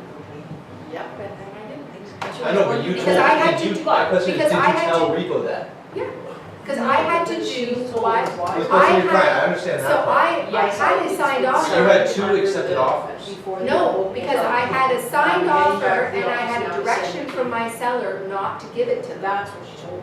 Did you? Yes. And Oh, you I have most written proof of certainly this? did. I most certainly, are my clients gonna sit there and say, no, I told them I didn't want the better offer? Of course, if I had to go on, they would say, I told her immediately not to Right. pass it That's back. the It wasn't my decision, it was my client's decision. Right. Because it did happen to me, and the other agent was kind of telling me like, I wanna complain on this.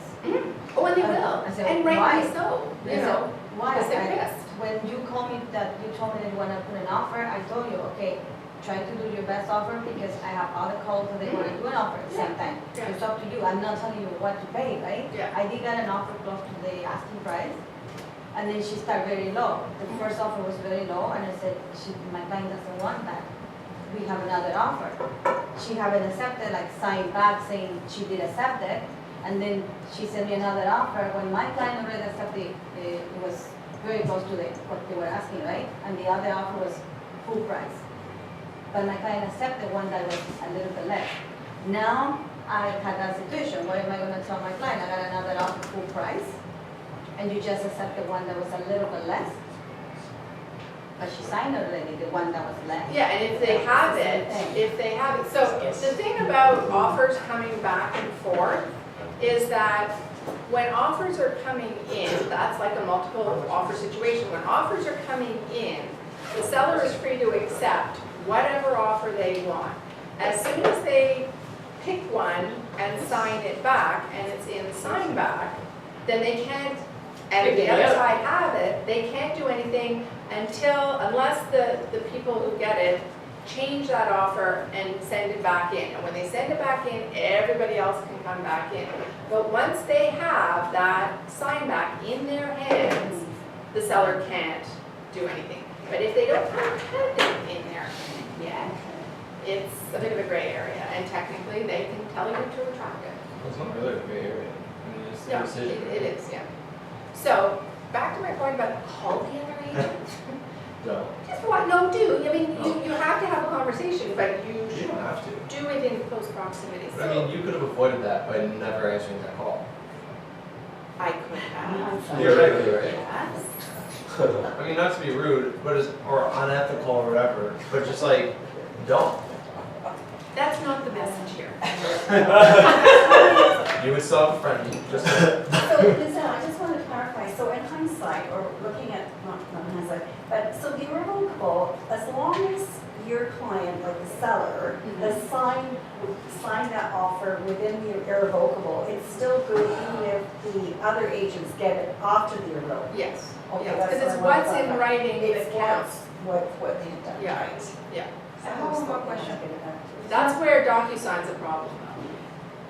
Oh, because it timestamps, and then it timestamps when they get it too. I know. Yeah. So what do you do? You can't, you're screwed. Like you have to, I mean, when you're doing it by hand, if we're 2 minutes over, I will put that you can write that you got it in time. Okay, or you can leave out the time and date and do that manually. Yes, you can. Yes, That's- that's the only other way to do Yeah, DocuSign. you- Yes, you I have don't done that. fill it in, Yes, I sometimes you have just done leave that last Yes, bit, I have. and you just fill it in yourself. Yeah, like, as the yeah, I don't, yes, That's the only way I figured and it. I've done that too. Yeah. It makes it a little To more. that point, it's only really a problem if somebody has a problem with it. Yeah. Right. Like if those buyers still want it and you're a day late and you backdate it, no one has an issue with it. No, but that's as if everybody's on board. If all Yeah, of a that's sudden what I mean. somebody's not on Which is board, usually then the that's why we case. dot our i's and cross If our they t's. submitted an offer, they want it. Yeah, I know, but as long as everyone's on the same page. So when you sign back as the listing agent, right, you say, okay, my client wants more money, you send it back. You also do like the time is revocable, like let's say Yeah, you change it till all. evening or Yeah. till tomorrow. Yeah. I always thought that we still bind it to that contract, that I cannot accept any other offer because I'm still waiting on that other person to respond or not to respond. So can I Right. still take other offer in that time? No, no. So But you, I don't have the irrevocable on me, I have the irrevocable on the buyer. right, so you have to honor that time, and you have to give them all that time to deal with it. Now, 1 minute after the irrevocable, if they haven't gotten back to you, I can take and another offer, I'm going then to you can take them in, yeah. And they have to basically submit the offer like they were starting over again, and now they're in competition. So if Now, they send me an offer. here's the tricky part though. Okay, If you're doing this without DocuSign, and they're irrevocable until noon on Monday. It's now 12:01, you can't get the other agent, and you now say, okay, well, that other offer is technically dead, and another offer comes in. I would be very wary to present that to your client until you hear from the other agent that they didn't technically sign it in time. Because if all of a sudden they find out that there's another offer coming in, they can go back and accept that and back time it, and then you're screwed, because then they get it.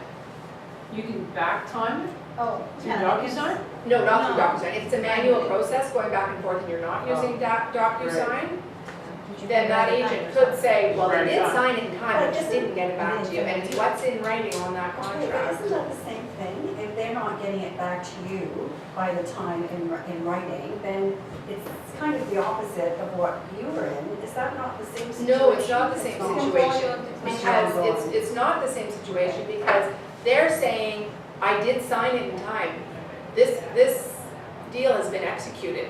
I didn't have a chance to give you a call, but it was already done, so you had no right to accept that offer. Just because you didn't know we had signed it didn't mean we hadn't signed it. And it's what's in writing. How long do you have to wait? Because there must be some threshold.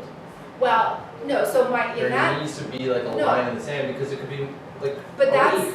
no, They don't call you. but No. that's it. So you Okay. have to get a hold of them and you have to What say, if you can't, is my question. well, What's then, the time? Well, they're also not interested. Well, that's why time is of the essence, right? Like, well, and this is where it's the art of negotiating. Like your responsibility is to find out whether that deal is dead or not. I know, but if you can't get a hold of the agent, what do? Well, you tell your client, we have a problem. And then you go back to the other agent, you say, I have an offer that's back on sign back, it expired at 12:01. As far as I am assuming it's dead, but I cannot confirm that. And until I can confirm that, we cannot sign another offer. So if you're still serious about this, give me a little extra time. I need to know that that one's dead, because otherwise, your client has just sold the same house twice, and you cannot do that. and you're in the middle of it. Yeah, that's just like that, cannot happen. So, So if I receive the offer as the listing agent, okay, and then somebody else, and I already present that offer, okay, and then other people send other offers that they didn't call me or anything, I still present that one. I can only answer one? Like right, they so want to work with it? if you presented the offer and, And it was not a multiple thing. yeah, and you're just talking Just- to your client about it, Yeah. and all of a sudden another offer comes in, and the agent doesn't call you or anything, it's where you are in the process. If your client has signed it and sent it back, then you can't entertain that offer. You can tell your client that after we sent it back, this other offer appeared, and now we have to wait to see what they do with it. Would you And give if they them, accept it, that's it, it's done, the other one is Yeah, not. it's a moot point, it will never get to the table. would you even give them the details on what it was? And I wouldn't, because if they accept a lower Yes, offer, they're well- gonna be pissed off as hell, and there's nothing you could have done about it, so. Am I still responsible to tell my seller that we got another offer higher than the one we accepted? Or can I just, I would just say we have another offer, we cannot look at it until we know what's happening with this one. If they accept it, your house is sold. If they sign it back, then we put both offers on the table. We tell the other guys, once they've signed it back, that they're in competition. or when they sign it back, then I can let the other guy come in if they And you sign can it let the back? other guy come in, and then you have to tell Okay. the first people that they're that now you're in now in competition. competition, do Yes. they actually write a new offer, or is what they've come back with their, They can choose to amend it. they can choose to amend They it can and choose go, to oh, amend well, it. now that we're up Yeah, against somebody else, I'm let's gonna look change at it, yeah. And everybody, I mean, as a buyer's agent, you know that when you sign it back again, you've opened it up to everybody again. I see. There's nothing wrong with that, but, you know, if they don't wanna pay whatever it is for it, they have to understand that once they sign it back again, they could find themselves in competition. And that's. When you a sign risk. it back, should you choose to put less time? Oh, yeah. Or saying, Little tiny time. like how do I Right. sign that? Yeah, Little How time, do I do it? like, little time. are we talking 6 hours, 4 hours? Yeah, like as short as you can make it. So you call the other agent and you say, you know, we're not quite there yet, we want to do a sign back. Are your guys available to deal with this now? And if Tonight. so, I'm giving you 3 hours to do it. So probably that's why it's better to do in person, Yeah, because then you're going back and forth and it makes it a and lot don't more, give oh yeah, opportunity to somebody else to Yeah. put an offer. yeah. Oh, okay. And also, that removes the issue of like, being in the state of limbo where they could have signed the offer, but you can't get in touch with them. Yeah. If you're there, you know You're whether there, they yeah. did it or not. Yeah. Right? Yeah. Because Like I've had instances where my clients are prepared to pay full price for it was a condo at the time. But I knew there was someone else flying around. So I said, is your seller available? And I will come and present it, and I will make sure all the document gets signed, done. I've got my check. We are our firm, and there's no room for anybody else to come in. Because if I know there's someone flying around, then I'm not going to kind of lob it in and send it back. Because it's all. It did happen, for example, when I bought a house in Barrie, so we were not there. Yeah. So we were here and we just sending back and forth like this. But we did give extra time. Yeah. Because the other agent had to go see the seller and Yeah. stuff like that, right? So it's like, And that's negotiating. You have to understand the circumstance that you're in, and you can't make it impossible for them to deal with it. But you also have to recognize that it's the seller's agent's job to get the best price for their client. And sometimes you're the trigger offer. And once an offer comes in, they're going to call everybody who was sitting on the fence and just say, we do have an offer. You sure you guys don't want to come in? And that's the game. Like, that's the way it's played. And you have to prep your clients for that. So when they choose to go and put a low ball offer in, and you're talking about price, it's like, I get where you're coming from. We all want to pay the least amount possible, but you have to factor in how much this house is worth to you, your subjective price, as well as the fair market value. Because if you don't come in close to what they're asking, and you could end up being the trigger offer that pulls a lot of other people in, and then you're in a whole other kettle of fish. So if you do have to email the offer in for whatever, they're only accepting emails, what would you generally say is a guideline for irrevocable? Like, what do you generally look at? Like, how many hours? Because my issue always is, as soon as you email the offer, as soon as it's registered, they're going to call around yeah. to try and get First the off. offers. So you want to get a short, so what is a reasonable amount of time? That depends on who the listing agent is and where their clients are. And that's part of the preparing and knowing what's going on in the scenario. You can call them, if they say, my client is at work until 6 o'clock and won't be able to look at it, they're at work until 6 o'clock, so I'll give you until 6:30. Have a chat with them, let them know what's in it. Really? But So you can do that short? you can try, and then they'll go, don't be silly, they have to come home, they have kids, they have this, and so it's that timing is part of the negotiation. Yeah, if the house has been on the market for 4 months and there's nothing happening with it, then you're not quite as worried as if it's been on the market for a week and there's no offer date on it. So that's part of the whole preparation thing. Does that make sense? Yes.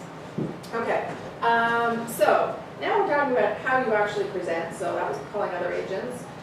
Paying attention to nonverbal cues.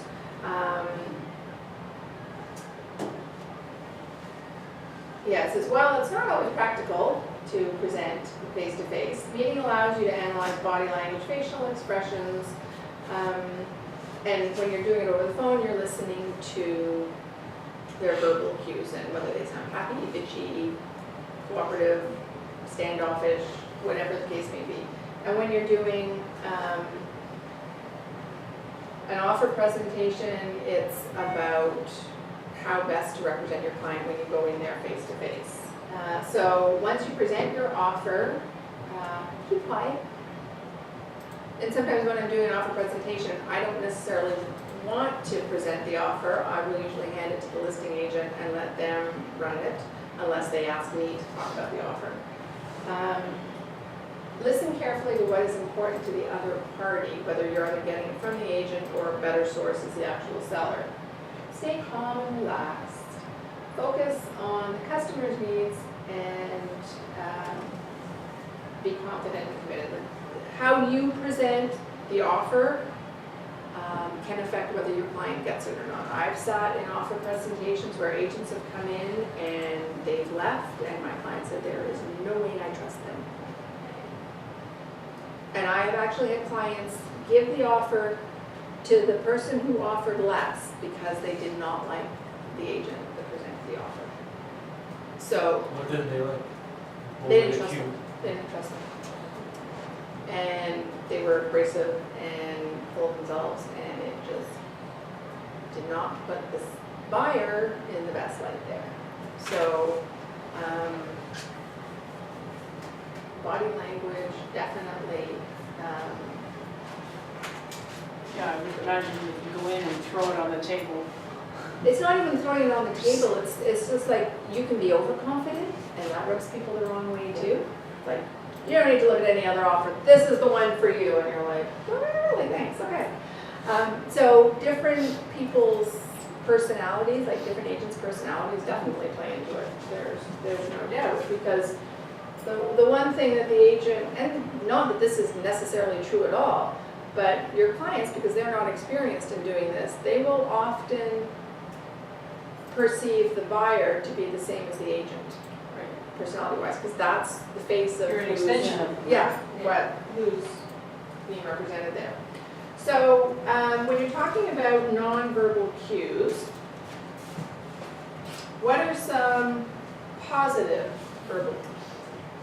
nonverbal cues that you could give? Like, I'm in this quadrant up here. So positive face-to-face body language. Smile, Smiling, yeah. Eye contact. Eye contact, yeah. posture, Posture, open palms, upper body, yeah, open, yeah. hands, Shaking hands. Shaking Like, hands, contact. yep, smiling, being professionally dressed. What are some of the negative ones? So if we were in this face-to-face, yeah. No eye contact, frowning, Eye closed body contact, position, closed arms, stern face, that type of thing.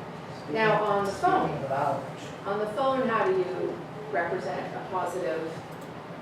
Smile, on tone. When you smile, you can flex on your tone. It does, it totally does, yeah.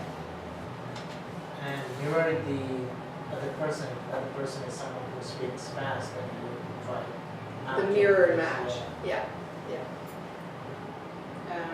Listen. Yeah, Act- so active if you, listening. sorry? Active listening. Active listening, if you're upbeat and you vary your tone, sometimes mirror matching in the pace, yes, but depending on, sometimes if you're dealing with another agent at the other end who's like, oh, you don't want to mirror match that, you want to kind of diffuse that, but being sort of happy and upbeat and sort of on the ball is a positive way. If you've got like a monotone, black voice, yeah, I don't know, like it sets the different tone. Or you're abrupt, or you're rude, or you handle people, or you don't have time for them. Those are all nonverbal cues. Okay, so this is sort of, these were tactics for countering different tactics. Nibbling is an interesting one. So nibbling is called, once your client has agreed to one major concession, the other party will start nibbling for additional smaller concessions. So it's kind of like a sign of weakness. If you give a big concession and they're like, okay, well, if they gave on that, maybe they'll give on this, this, and this. So how do you stop the nibbling? Well, you can say no, or how do you stop it from happening in the first place? Or, Address it. okay, Say no. or you nibble back. So if you give a concession, you ask Two for wrongs something. don't make a right. Nibbling is totally different. So the way that you would stop it is if Where somebody, does that stop? so what happens is you are giving it back to them, what they want, but you're giving it to them with, Or taking With- something else. by taking Concession. something else. I'm saying, when does that stop? Well, that's, you know, Who we're stops talking first? about fear, your comment about fear and fear, at some point in time, it does stop. Sometimes there's something worth addressing and sometimes there isn't. It's just, the natural inclination is when you give something back, you say, yep, we can do that, but would you be able to do this? Because if you just give it back, then they might say, oh, okay, well, not that, we get something else. So that is one sort of tactic, and they call it nibbling. Until I read this, I never knew what that was called. Hot potato is the other party tries to pass the problem on to you. For example, a cooperating agent tries to pass all the, let's say this is a US thing, tries to pass all the closing costs to your client because their client can't afford them. We don't do that, but Hot potatoes, that's sort of a weird one, because sometimes sometimes they're trying to get away with something, and sometimes that really is something that can make or break the deal. So you have to, again, understand the whole circumstances, why somebody's lobbing something like that at you. And then the good cop, bad cop is something that you're going to run into a lot. Two people working together like a husband and wife, and they'll take opposing roles. And it says one appears friendly and considerate while the other behaves in a aggressive manner. Think of your typical car salesman, the good guy who has to deal with his manager, the bad guy, and won't let you reduce the price. So that's another, parents do it too. Mom and dad, good guy, bad guy, try not to play each other off against each other.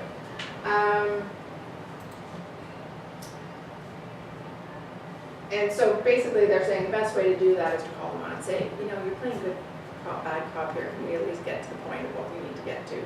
So if you identify the tactic, it usually disarms them or diffuses the situation. Okay. Okay, good. Are we at 3:30? Yeah, oh, 3:30. All right, we're getting there.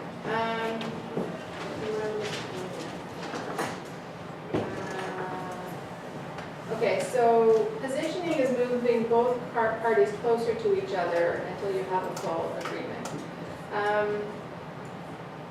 So this is part of acknowledging and confirming common ground. So,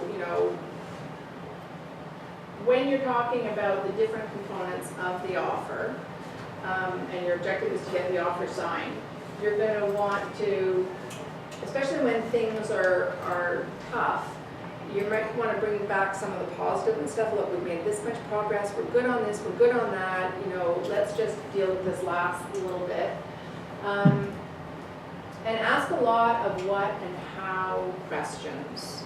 So if there is a sticking point, like closing date or something, it's really understanding why people are where they are in that position.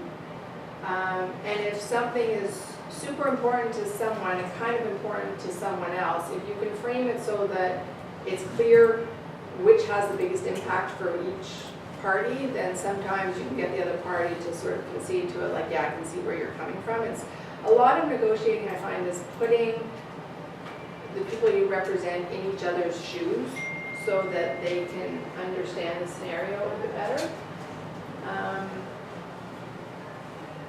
And so positioning things with your clients, positioning things with the other side, positioning is a process. And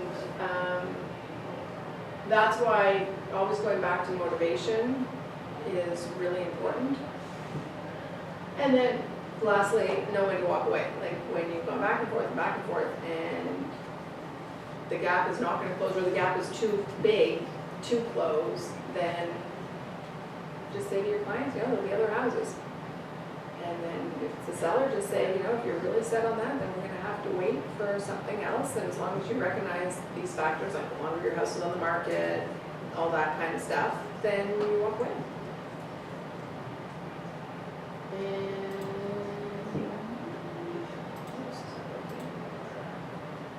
Okay, so that's more scenarios.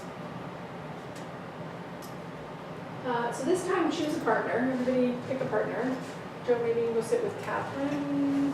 You two, James, turn around with Angie, and then you guys can go together. The scenario is the property has 4 bedrooms, 3.5 baths, and it's listed for $350,000. In a well-established neighborhood, the house requires new carpeting throughout the first floor and a new garage door opener. 3 offers have been made, but all were below the asking price. So in this scenario, each of you, one of you pick the buyer role, one of you pick the seller role.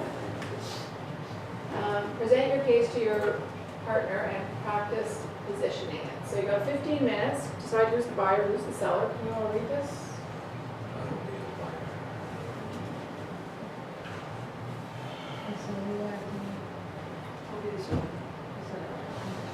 Are we assuming 350 is market value? Yeah. So it's adjusted for the carpet already?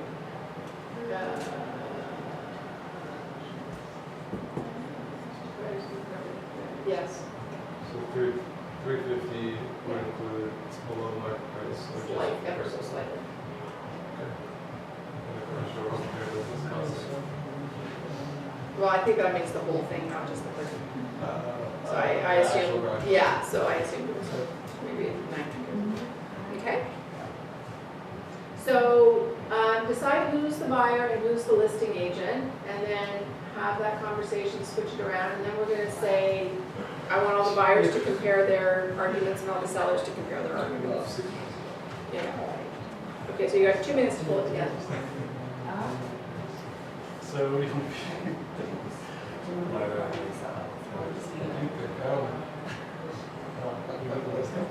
No, you be, I'll be the buyer. Just as a, I can be, I'll do this one.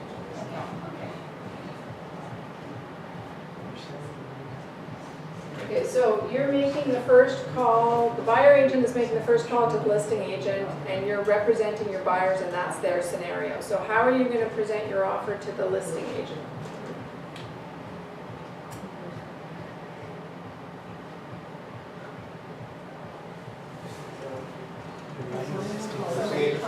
Yeah.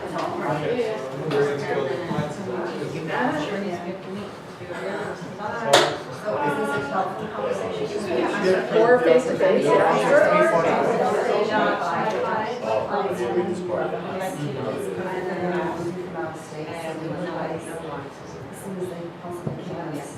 Okay, so now it's out to you.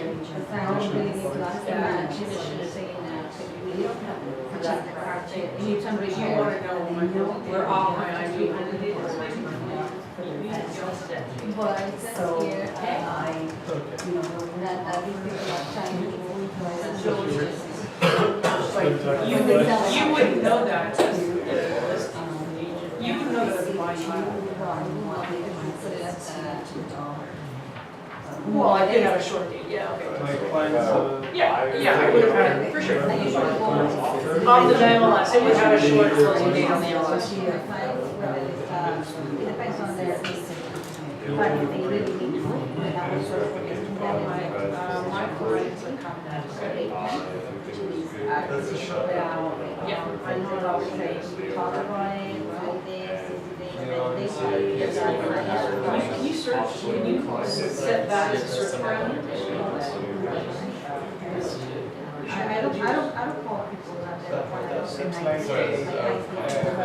Right, yeah. So how you gotta do that? There has to be- No, Alright, so you know already that I'm not motivated, that sounds. Is that really for us buyers or is that, if that doesn't work? Yeah, you notice that it's covered on the Because floor. my- Most likely. my agent told me that lots of, they used to Correct. carpet to be a small area. Correct, my, this says my clients are gonna ask this. Right, they would. Without any appliances, something for my daughter was getting divorced. My client wants the option to wear, which is good enough.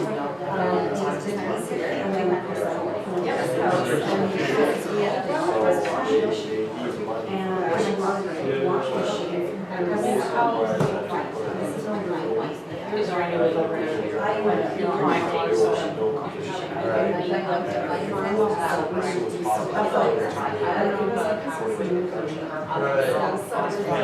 I'm fine with the offer, as I said. off the list price. But what I'm trying to say is like, I'm not gonna sell any appliances, I Offer about accept my daughter, that's my. It's reasonable if I understand, right? It's reasonable. And some renovation needs to be done on the first floor with the carpets, because carpets are out of date, so are you fine with those things? Because they were new, they just bought. So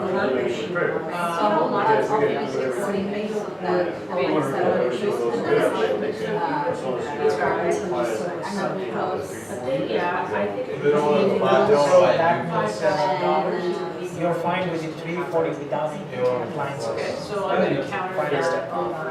Go discuss with my clients. Yeah, And I'm gonna call my Let's clients. continue. One of my calendars. It just seems like it's not the right fit. This is only talk about that. Okay, so it's a starting But point. here they're saying this, they're coming from state, so she's setting up shop or she's giving her something appliances, so she needs appliances in the new place. And doesn't matter how you plan on it. They also. Well, see, the thing is, yeah, so it's a bargain, but I talked to my So the question here, the negotiation part is huge. The buyer and your duty is to include, but my side is like, I want to give it to my daughter. So we should come to a negotiation. Either the price factor, and second thing, Okay, just go like, okay, here, I can talk to you. At least like this.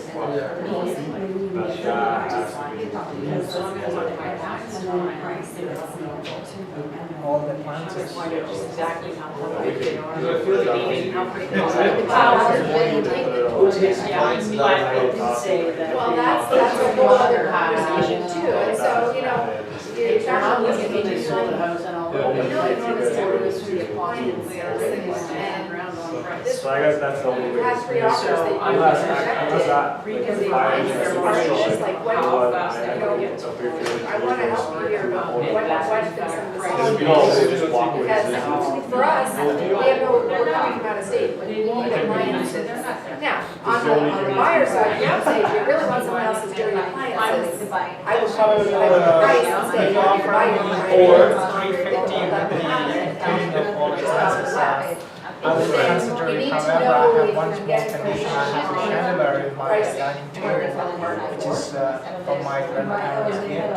I think, Yeah, they have the- before I did that, This I one think was I like would 3,000 for their today's price. first. Yeah, it said, three offers have been made, Because so then I I will go, ask. okay, So is that your was buyer your- fine if I take out only the chandelier? Then I'm gonna say, okay, Like actually, The other I will one. give you like but you're firm.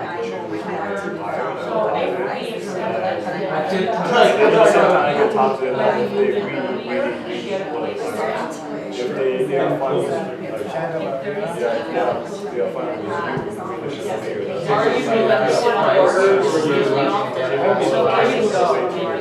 Okay, so buyer's That's the agent. case. May not get this one. So, That's what I buyer's agents, what have some of your arguments been? Less money, Your argument. So how are you justifying your 340 price and knowing that three offers have been No, no. rejected before, how are you approaching trying to get yours accepted? We're moving out of from out of town, we need the appliances, so now also no carpeting, Right. right? So the whole place is like to move in. So we're hoping that the prices will give us enough money to be able to replenish the appliances at least, and the carpeting and so forth. And then if that happens, then we'll be able to, what was it? What was the question? So the question is, you're the buyer's agent. Yeah, just black. And there have been three offers that were below ask that have not been accepted. So how are you approaching it with the listing agent? Because your offer's coming in 10,000 below. Yeah. And you know that the list price already accounts for the carpeting and the garage door opener. So how are you trying to favorably position your offer given the fact that three others have been rejected? Well, one of them is that because they're coming from a state, they can close really quick. Right, Because they so that's a They plus. really need a Yeah. home as fast as possible. So have any of you asked why the other three offers were rejected? Was it purely price? Did it have to do with the appliances? Like, what's made the previous offers fail As buyer agents. as buyer agents? Yeah. And And so listing agent can say, well, price, no? Sometimes it's the price, sometimes they really wanted those appliances, sometimes, like, you don't know, you yes, can't yes. make Could have been the offer assumptions as dates to why were way too those. far out, could have been anything. And so if it's price, it's like, so even though your clients want to take the appliances there, and that's not part of the pricing, the carpeting and the garage door opener is, they're comfortable that they can get a full price offer and walk away with the appliances. Like part of it is trying to understand what the seller's mindset is and trying to understand what kind of advice the listing agent is giving them or how much influence they have. Is there any other business for sale? Because like, this is ridiculous. Really, they've only been in for a weekend, they liked that house and that's the one they want and it's your job to get it for them. Because theoretically, the listing agent wouldn't have to tell you why the other offers weren't accepted, or disclose anything Well, for okay, those the offers. listing agent wants to sell the house, presumably. Presumably. The listing agent is not going to compromise their seller's position, but they are going to communicate with you. They're not going to volunteer stuff that you don't ask about because they don't necessarily know you want to know that. So you have to go in asking questions. And one way for me when I present offers is I tell them like a little bit of my clients. Yeah. It's a young couple, they just got married, they don't have a lot of money. They've been pre-approved, I have letters with me, and we want to go lower $10,000 because they're gonna need to buy the appliances and carpet, and I hope you can help me to make it happen. That's probably the way I will approach, and we'll see what she's saying about it. And she Did I miss says, anything else? well, and so the listing agent will say, well, you know, these people have been in the house for 30 years and because of their daughter's divorce, they really need to give them their appliances and this came up after the fact. But they feel that their house, even with the carpeting and stuff, is worth what we're asking for it. There's so many memories tied up in it. And so I haven't been able to get an offer through that's less than asked. Do you think they could come up a little bit? Yes, I also did a research. The other properties around the neighborhood, they're selling more or less, but they come with everything, and the conditions are better. So I hope your seller can consider that. I will do my best. I'm not quite at that point yet.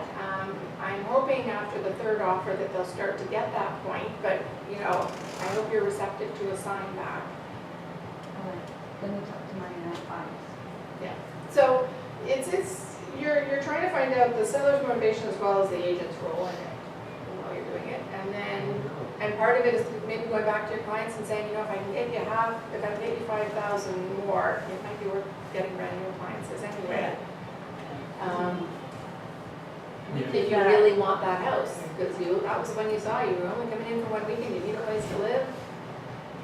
You know, we should definitely try and get you some compensation. I think $10,000 is really fair when it comes to appliances and Yeah, other 10,000 repairs. is, I think it's very cheap it because is, totally. some people, they might ask Totally. you for more discount when Yeah. it needs major repairs. And you like can that. turn that to your advantage, and you can say to the other agent, I mean, obviously, they want to keep those appliances to help their daughter, because they know how expensive appliances are, so we think $10,000 is very reasonable to replace all their appliances. But it's not necessarily that simple because originally those appliances would have been financed with a mortgage. If they had to come in, if the appliances were left in the house, but if you not have to come up with enough cash to buy those appliances after, it might not be possible. Or you have to take out like a line of credit to buy it. Right, but you're having this conversation with your buyers beforehand, and you're trying to Yeah. close that gap as much, like, widen that, get as much money for them as you can. For the client, it's better if the appliances are there Yeah.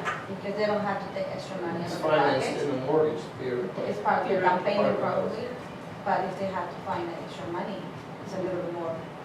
And But for some other people, they people, have, some people. but other people are really picky, like some people don't want other people's appliances and dirt and all that kind of stuff. So if they can get $5,000, they're like bonus. Yeah. You know, They so don't want it's, brand new, yeah. yeah, it's how you position it. But to me, part of that is understanding why the other three offers failed. You can get that information, that can help you position yours in a better light. It also depends on how long the house has been in the market too. It does, yeah. Because if the house is, they have 3 offers and it was in the first week, Yeah. they are waiting for more offers, Right. right? But if they're sitting in the market for like a month, That's when you Yeah. say the market is Then broken, you you can know, are they approach starting it. to understand that? So, ask more than Yeah. 10,000. Yeah. off, right? Right. So. Every single deal will be different, which is what makes this job fun. Any ahas from this? Any questions you have about negotiating? So the list that you made here from 1 to 13, so when you say like number 1 sales skills, that means from your observation, sales skill is the most important? No, so that list is, if you go into your manual, like if you go into KW Connect and you go to your manual, you're all supposed to do a mission. There's a page that looks like this. In your box for KW, you have preparation that you're supposed to do before these classes. Go into, here, it's this part. So if you go into, 2033? Nope. Is that the one? Nope. Here we go. So, under student resources, when you're in KW Connect, does this look familiar to everybody? Yes. Okay, so under, before each class, you're supposed to go through your mission. So power session 10, number mission. And then on your mission, which is, doing your 10-4 and all that kind of stuff, it'll prepare you for the session that's coming up. So you were supposed to have watched a video that was half an hour long. And if you click on this little arrow here,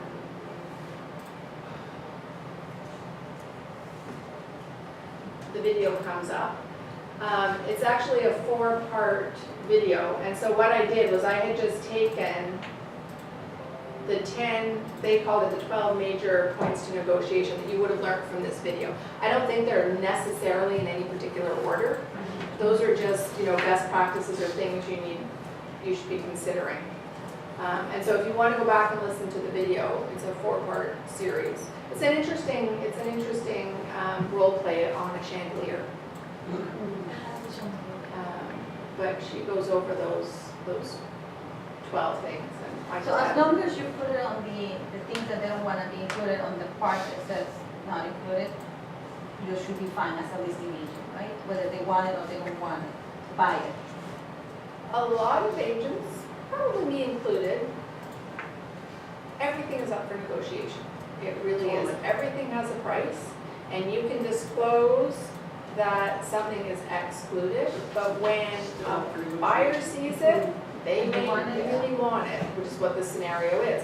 So if you really want something excluded, you tell them to get it out there before it hits the market. And sometimes they won't listen to you, and so you're going to have to deal with that negotiation. Yeah, and it's negotiation. Yeah. My brother had a situation in his own personal house when he was selling it. He had a antique, at least 4 foot wide butcher block that was self-standing, freestanding, and then there was a little cupboard at the end. So it was locked into an area in the kitchen by this little end cupboard, but it was a self-standing, freestanding structure. And the buyer of his house was all over the fact that this butcher block was not there when he took possession. It's a freestanding item. It didn't need to be there. I have bought powder room mirrors. Yeah. Because some of them look decorative and some of them look like they're attached, and if you don't stipulate it, that's why it's usually window coverings, light fixtures, mirrors, those things you really kind of do want to not make assumptions. When it's a staging, some people are asking, oh, is this part of the house? In this agent, you have to figure it out whether it's part or not. And I mean, that's the definition of fixtures and chattels. If it's not physically attached to the house, then technically it's not. Now, what if you had like one of the listings we had was a big, like 7 foot tall mirror. It weighed hundreds of pounds and it was screwed to the wall up as a safety. Yeah. But it was tilted clearly away from the wall. So when you're walking through a house and you're listing it, you should be aware of stuff that's going to cause problems and bring it up with your clients. And then All you're trying to do is disclose so that there's no And you confusion, would just say, this is excluded. whether it's included or excluded. And just because you declare that doesn't mean that they're gonna take it, but at least try to have clear lines so that there's no confusion because you just didn't address it at all. Okay?